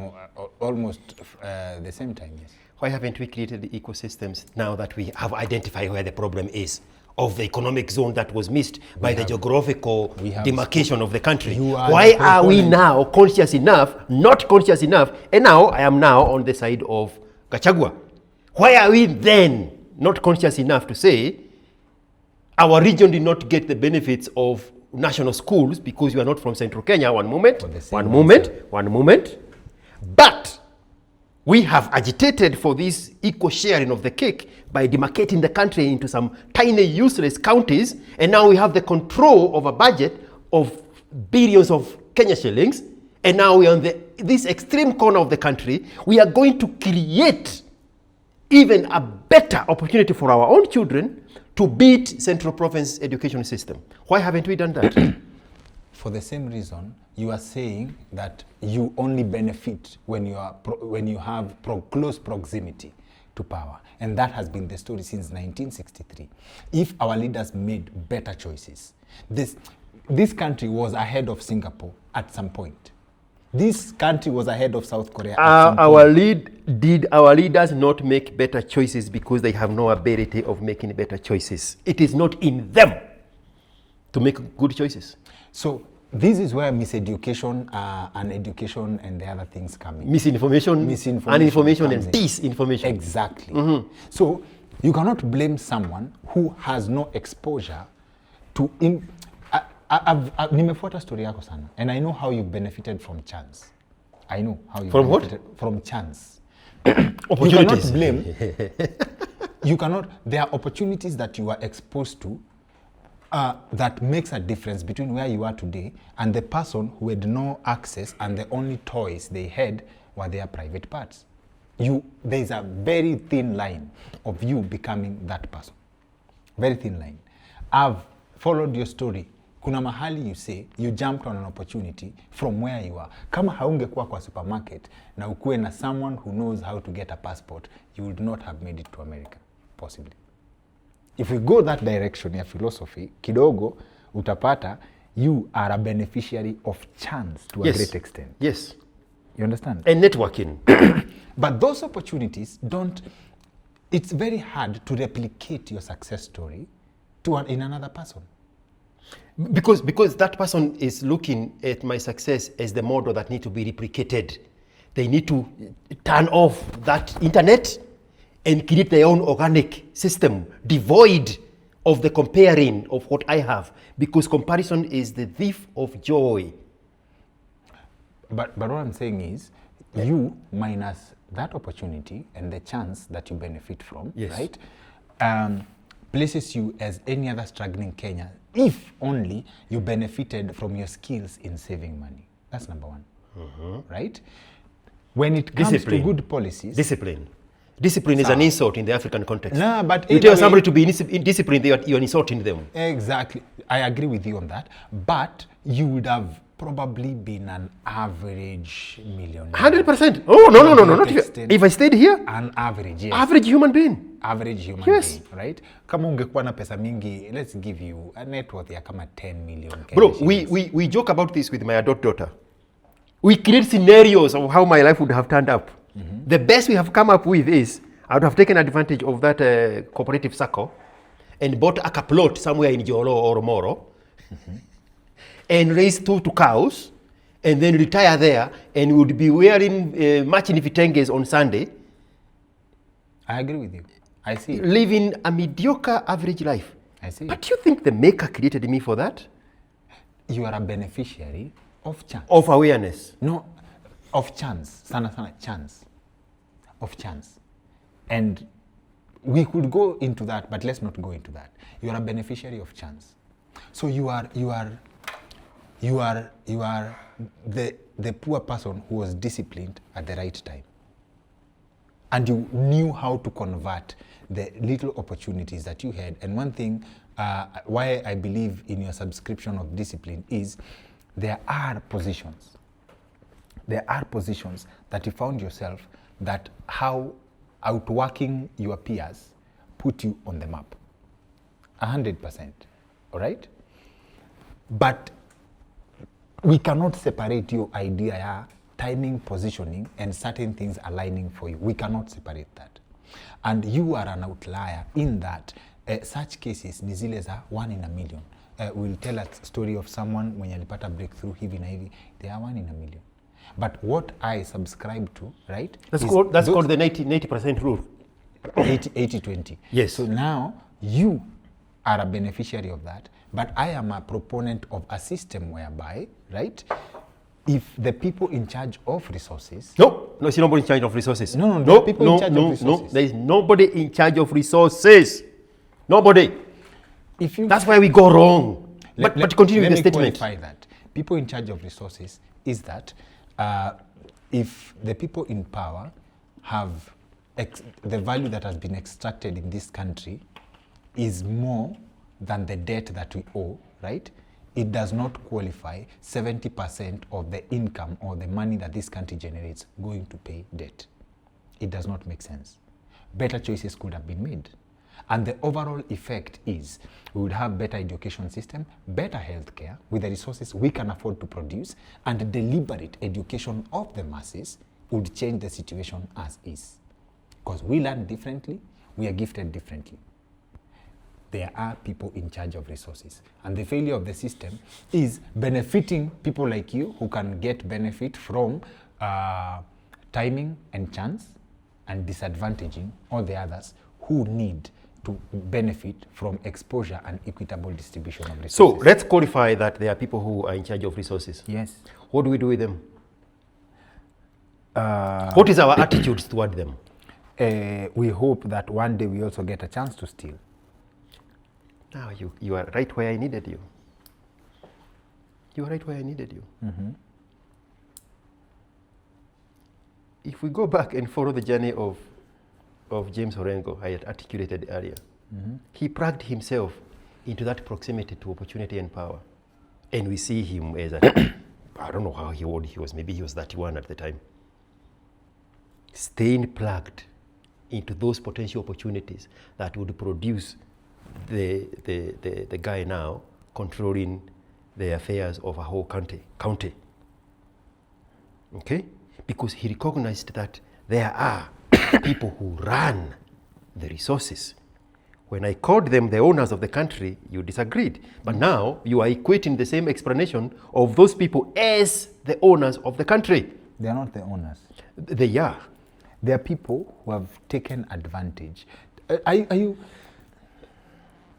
You pay taxes. The people here are the ones taking advantage of, because they are not taking the advantage themselves. George, I believe you are an American citizen. I believe. Or rather, you live in America, you have experienced the system. There's a difference between how resources are used there, how there is corruption, but there is benefit to the people compared to how that's what they call POC in the country. POC distribution. That the members of the lower house, they agitate for special projects that benefit the people back into their district. That's what used to be called POC. Pork barrel, I think they used to call it. In Obama time, they tried to kill it. Because this is a member of parliament from a very small region, like my own district in Austin.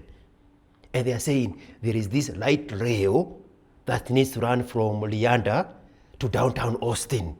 And we need federal funding for it. And this guy, Floyd, I can't remember what his full name is. He goes there and agitates specifically for that light rail line, so that we can see his results, having agitated for our special interest in a light rail that would move from downtown Austin all the way to the very west end of the metropolitan in Leander and Cedar Park. That is what participating in the greater good of the entire society means, by having one of them agitating for your special interest. That's why I asked you, what is the attitude of these people towards the owners of the country? The attitude is determined by the spirit that people have developed over time, I believe, because Kenya doesn't even have a national philosophy. I agree with you on that. I'll throw something to We used to have one during Moi days. I remember. But your Moi conversation pia umeshindwa kuqualify. So now I'll throw something. I mean, it's the best thing we ever had. I'll throw something to you.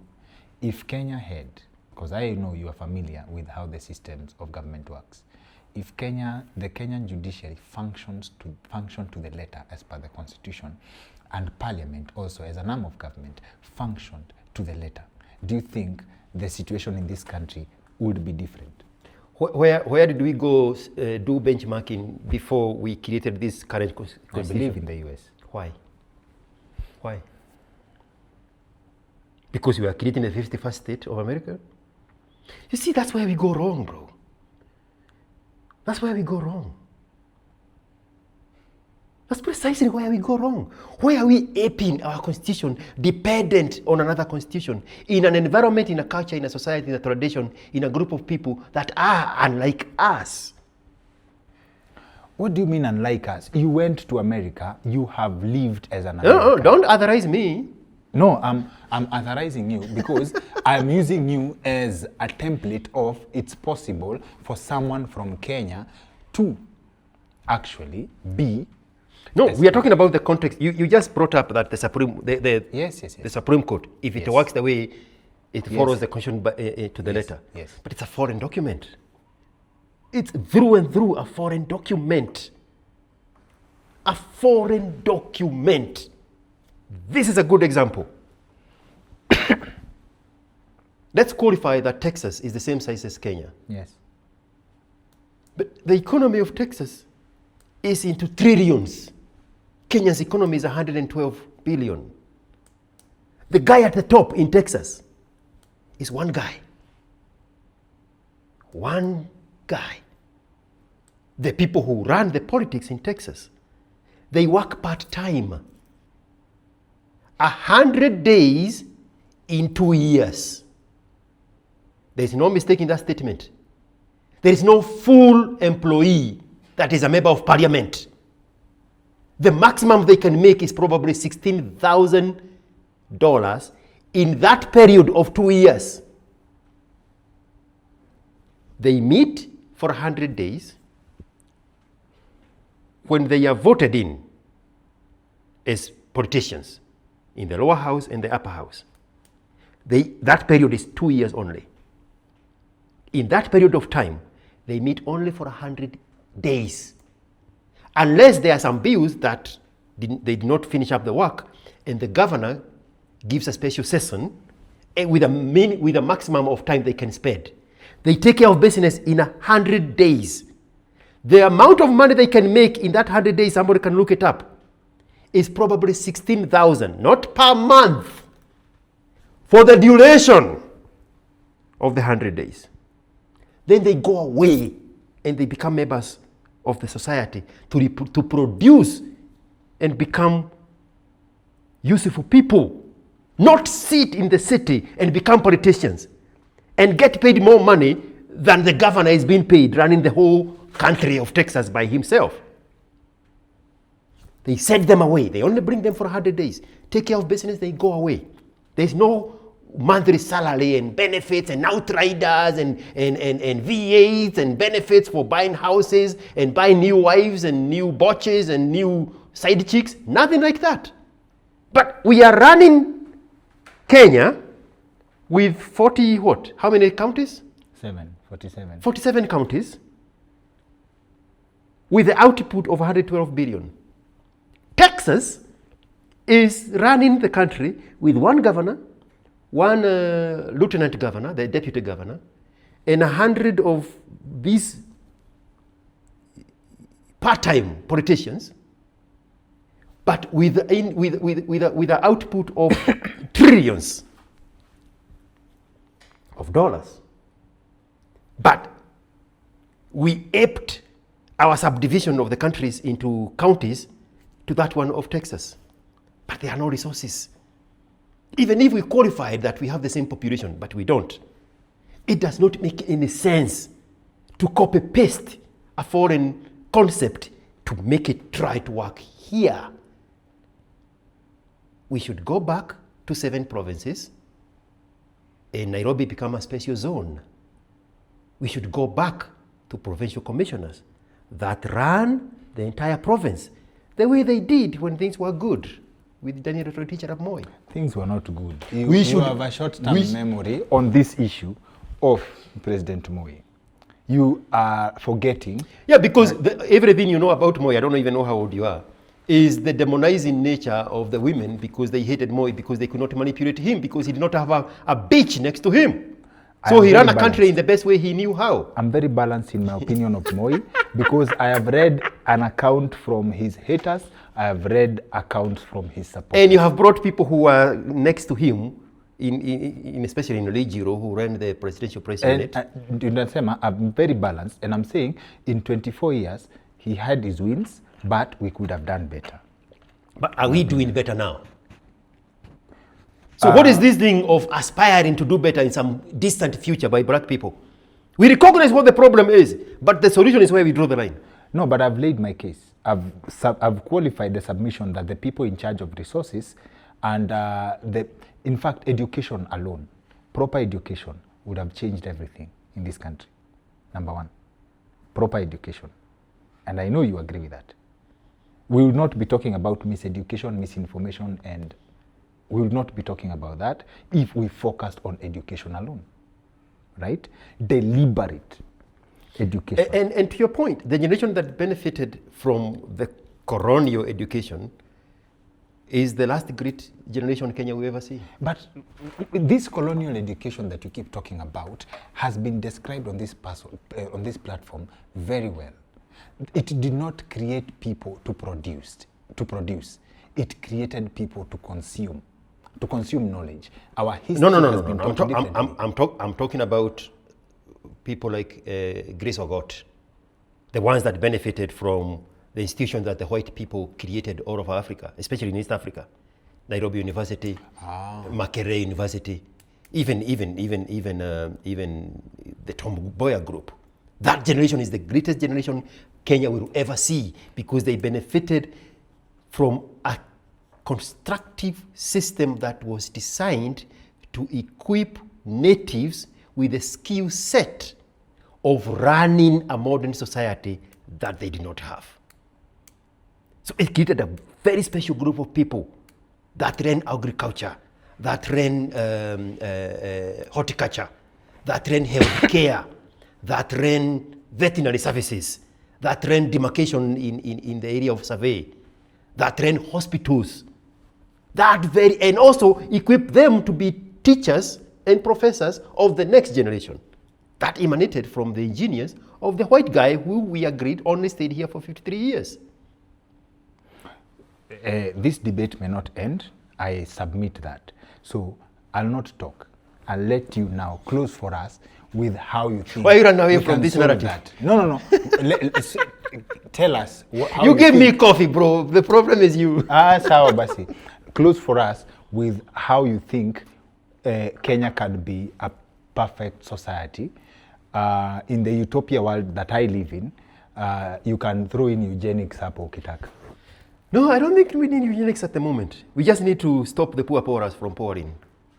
Or incentivize the women to reject poor poorers.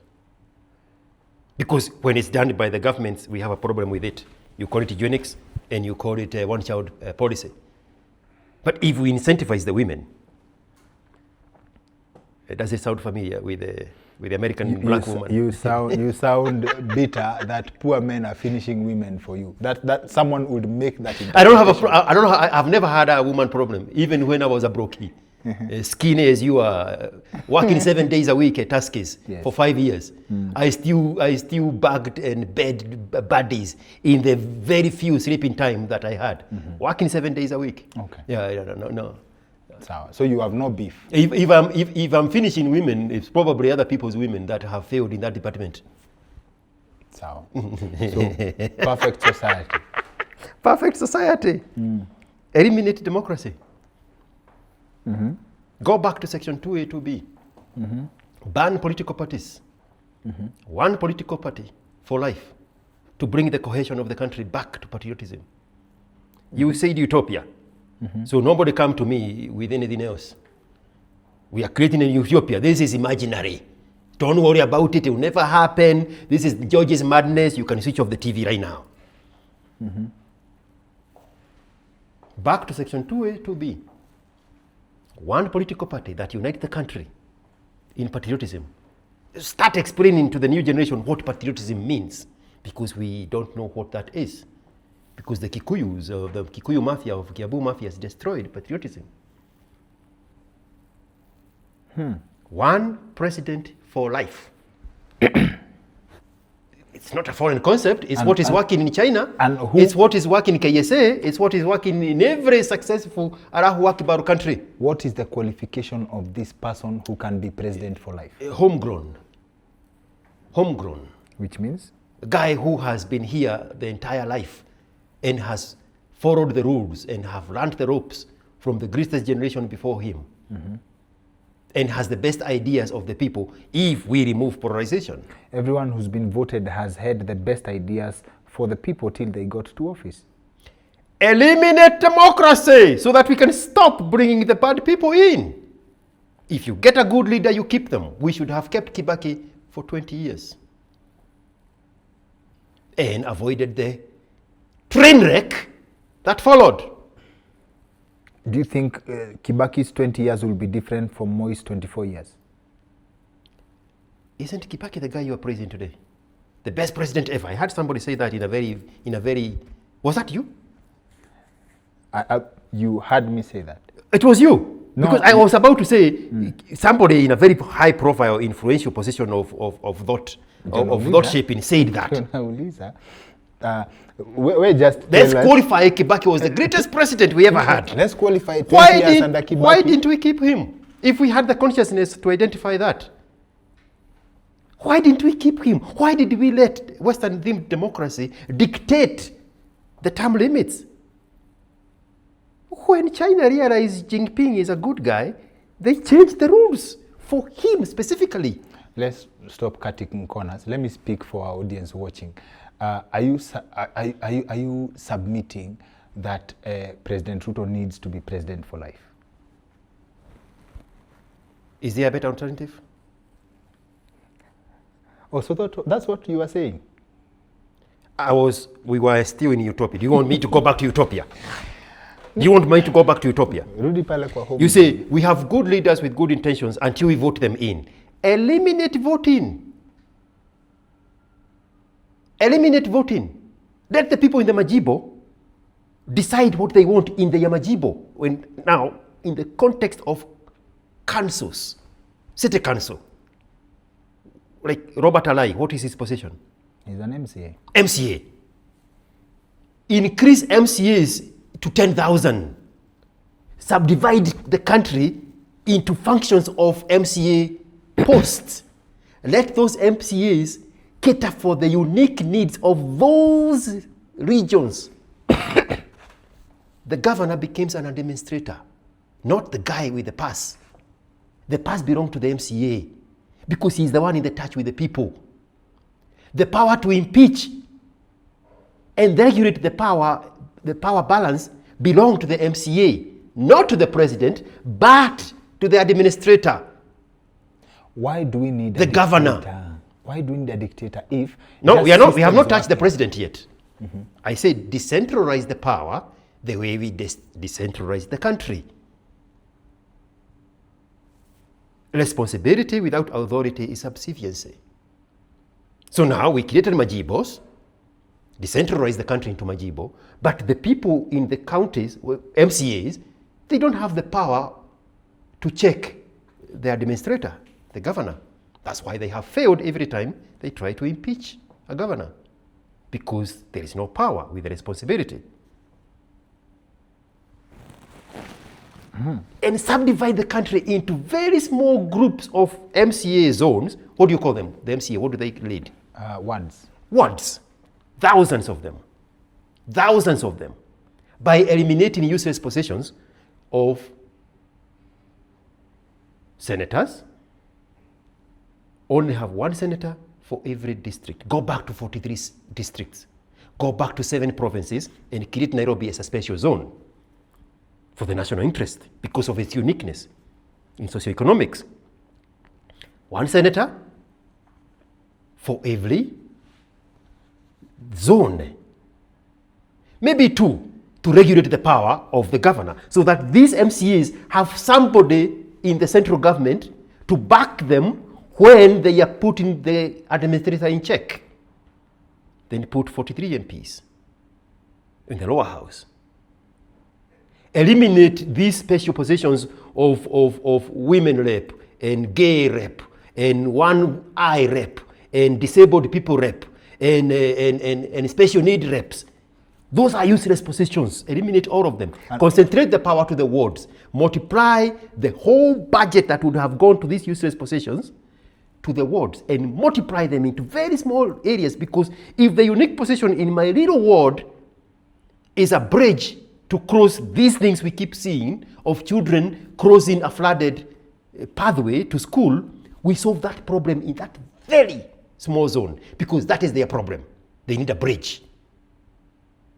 If the school's problem is a modern classroom, then we equip that place, that's very small zone, with what they need there. And the guy in the ear on the ground is Robert Alai of that ward. Nobody else should have the interest of that little zone other than the guy who lives there. Eliminate all these other useless positions. How do we do that? By incentivizing the people already occupying those positions in the upper house and the lower house to agree to the changing of the constitution to where we want it now, with a promise of incentivizing them, whether it's a longevity of the current service or a monetary incentive, so that they are on board with this system, so that we can reset back to normalcy. What I'm saying is, the people in the lower house and the upper house, they all agree that we need to go back to one-party rule. And who is checking the dictator? The power at the grassroots. We have in our current constitution a provision that in 24 months, if we don't like our president, we can recall him. What is the name of recall? Impeach. Dictatorship. In a dictatorship. The bottom line here. I think, George, you need to check on the definition because of the problem is, in our current setup, we believe that our problems are solved with the president. Miseducation, misinformation, yes. disinformation. The problem is to be solved by Robert Alai of every ward. The problem is misinformation, disinformation, miseducation. If the people are focused on what their problem is uniquely, and there is an MCA with a budget to solve that problem, then the bridge is no longer a problem. So they are not agitating for whatever is happening in Nakuru East. They are agitating for what they need there. Decentralize the country. That's the ingenious of China. They created this governor of a province, whatever you want to call it, and then they cater for the greater good of that region, accelerating the growth and opportunities of that region. Then you give the, what are you writing? I don't know. That's how you bring cohesion. Then the guy at the top is executive. He's the CEO. He's not concerned on the sausage making of the Robert Alai's ward. He's going there looking for investors and partners to participate in bringing the opportunities back to the country. He's not concerned about the sausage making of having to go to this region and talk about this person. It's not his business. He's the CEO of a country. Okay. For the greater good of the society. That is the meaning of benevolence in the word dictatorship. Okay. I think we'll leave it to Kenyans to give their submissions on your ideas on how it was utopia. Don't get agitated because of my opinion. Have your own. No, Jonasema, they can give their thoughts on what they think. We are all about creating opportunities and understanding how we can make our country better. George advises that kama hujatengeneza pesa, please stop having sex. Like, hold it for a bit. Maybe that helps. Produce before you reproduce. Sawa. Your thoughts on submissions, George. What we had planned for this conversation is very different from the trajectory of this conversation. I don't do well with prearranged conversations. No, not prearranged, but in terms of the ideas. Yeah, because you wanted intellectual conversation. Me sikusoma. You're an opinion guy. You are miseducated, misinformed. That's what you're saying. No. Information I do have. I give you the allowance to disagree with it. But not disagree with it for the purpose of disagreeing with it, but by having a better opinion than mine. And then we can sit at the table and say, I see what you did there, but what if we did this instead? That is people coming together and getting something for the greater good, not disagreeing for the sake of disagreeing. We now in a country where if I say today is Tuesday, and my name is Samuel Ruto, we have to say today is not Tuesday, it is Wednesday. Only because it is Ruto who said today is Tuesday. Would you be interested in my utopia idea? What one was it? My utopia idea. Let's hear it. And before you say that, because I want you to be the one finishing, that utopia I created of a decentralized society where every leader is worried and concerned only of the interest of its own people, Gachagua would be a very good administrator for Central Province because he always wants what is best for the Munima. Give him that position. Okay. He has no business running a country. Okay. Sound. He can't, he wouldn't, and he won't. Kenyans are very funny people with their choices, so can't. We elect who we are. We just need to change who we are so that the reflection changes on the other person. That I agree with. That particular statement I agree with. Hey, where are you qualifying it? Only that one I agree with. The other nonsense George said, don't say I agreed with it. No. George is going to go and leave me here with my people. No, I don't subscribe to that. We are a platform of open-minded people. And in fact, I agree with very many things you've said. Very many things. But there are things that I refuse to subscribe to because I have qualified the counter-argument, in my opinion. Not to say my idea is better, but there are things I've had evidence of. Things I have no information I can't comment on. So for that particular one, I absolutely agree with.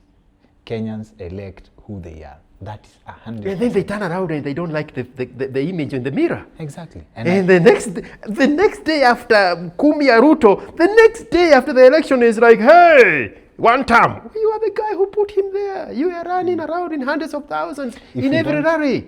If we don't change how we do our politics, Kenyans will miss Ruto so much when he leaves office because the next person is going to be worse. I hope he doesn't leave. If he is bad. I hope he doesn't. No, that's for Kenyans to decide. No, it shouldn't, because these are the people who have given us wrong choices. We should not allow people who give us wrong choices to continue giving us wrong choices. The same way we cannot allow the poorer to continue pouring and reproducing. We need to stop that nonsense.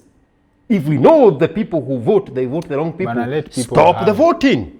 Sex is entertainment, natural. So let people entertain themselves. Don't get in trouble on my account by calling women entertainment. I did not say women. Don't twist things. You see what I did there? Sex takes both genders. It is not a women. Women enjoy sex more than men, but they won't let us know. Have you ever been a woman, George? I've been with a lot of women. A man enjoys sex only for 5 seconds. You can't reveal that is not that information about yourself on a podcast, women enjoy sex. That's why they can petition to men to create toys so that they can continue enjoying the sex, the penetration without the man, because the man only enjoys pouring. You don't reveal your secrets like that. A man only enjoys for 5 seconds. Don't. Every man is a 5-second man. No matter how hard you work, that shit is nonsense.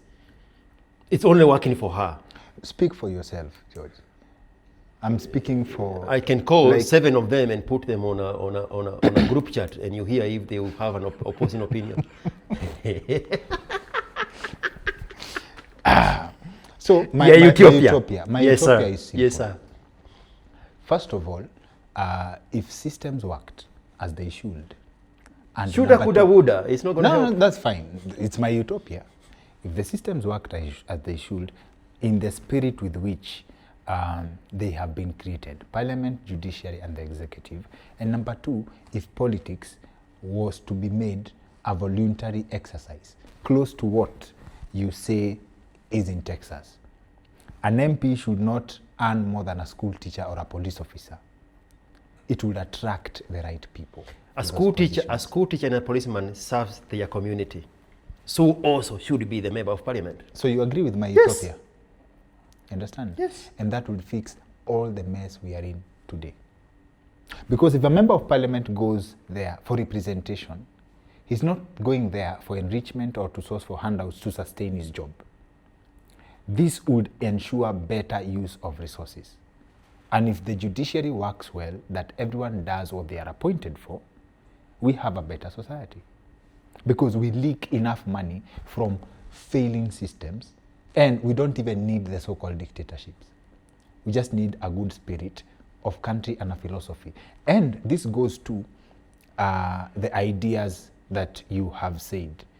We elect who we are.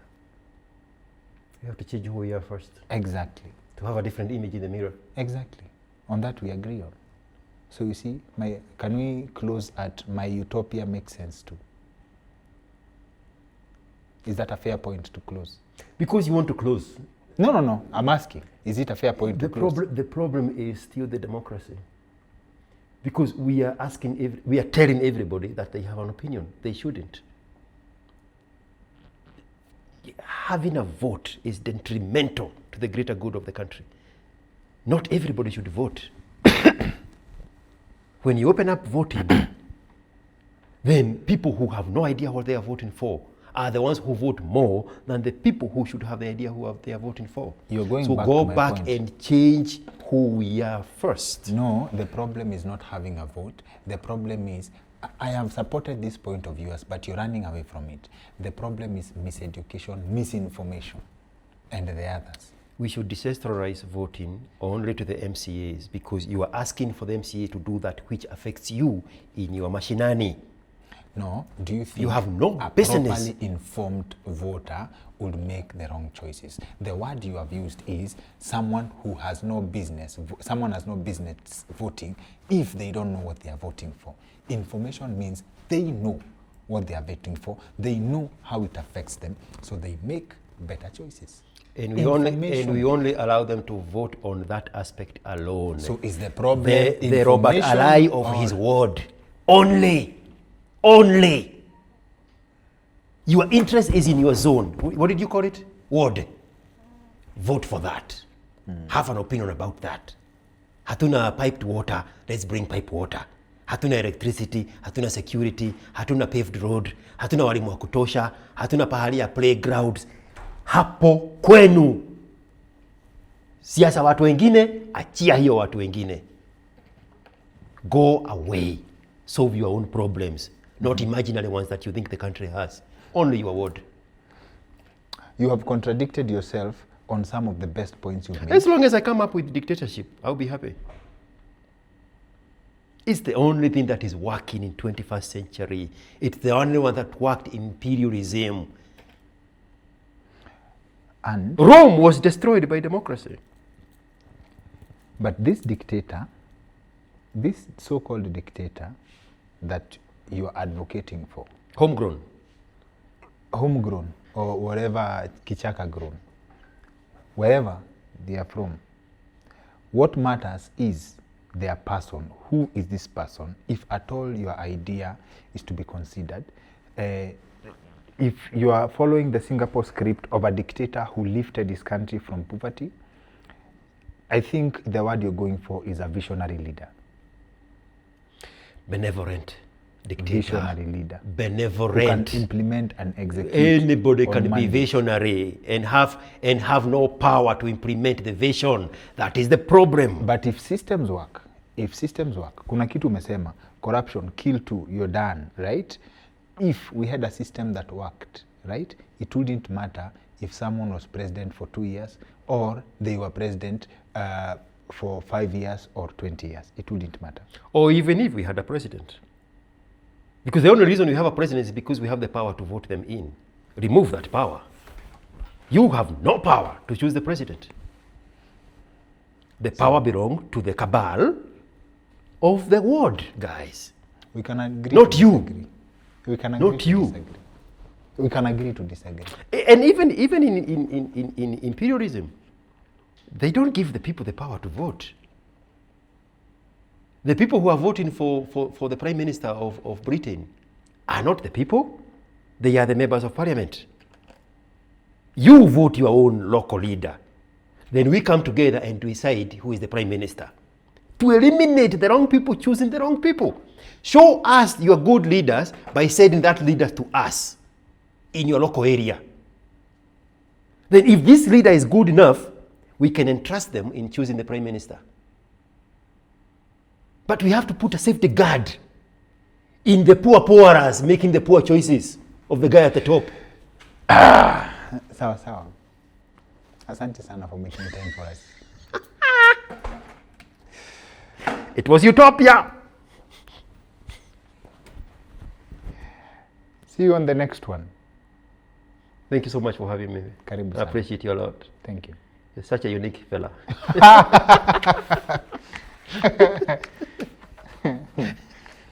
Thank you for making time for us.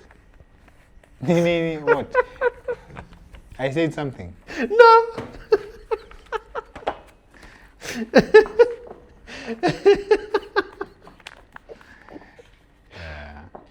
Sawa. Shoulda, coulda, woulda would only be dealt with if we actually do it. Okay. Let's do it. We have tried everything else has failed. Let's try. Let's go back and try this one. And then walk away from the guy for 20 years and see what he can do. If you insist. If I say so.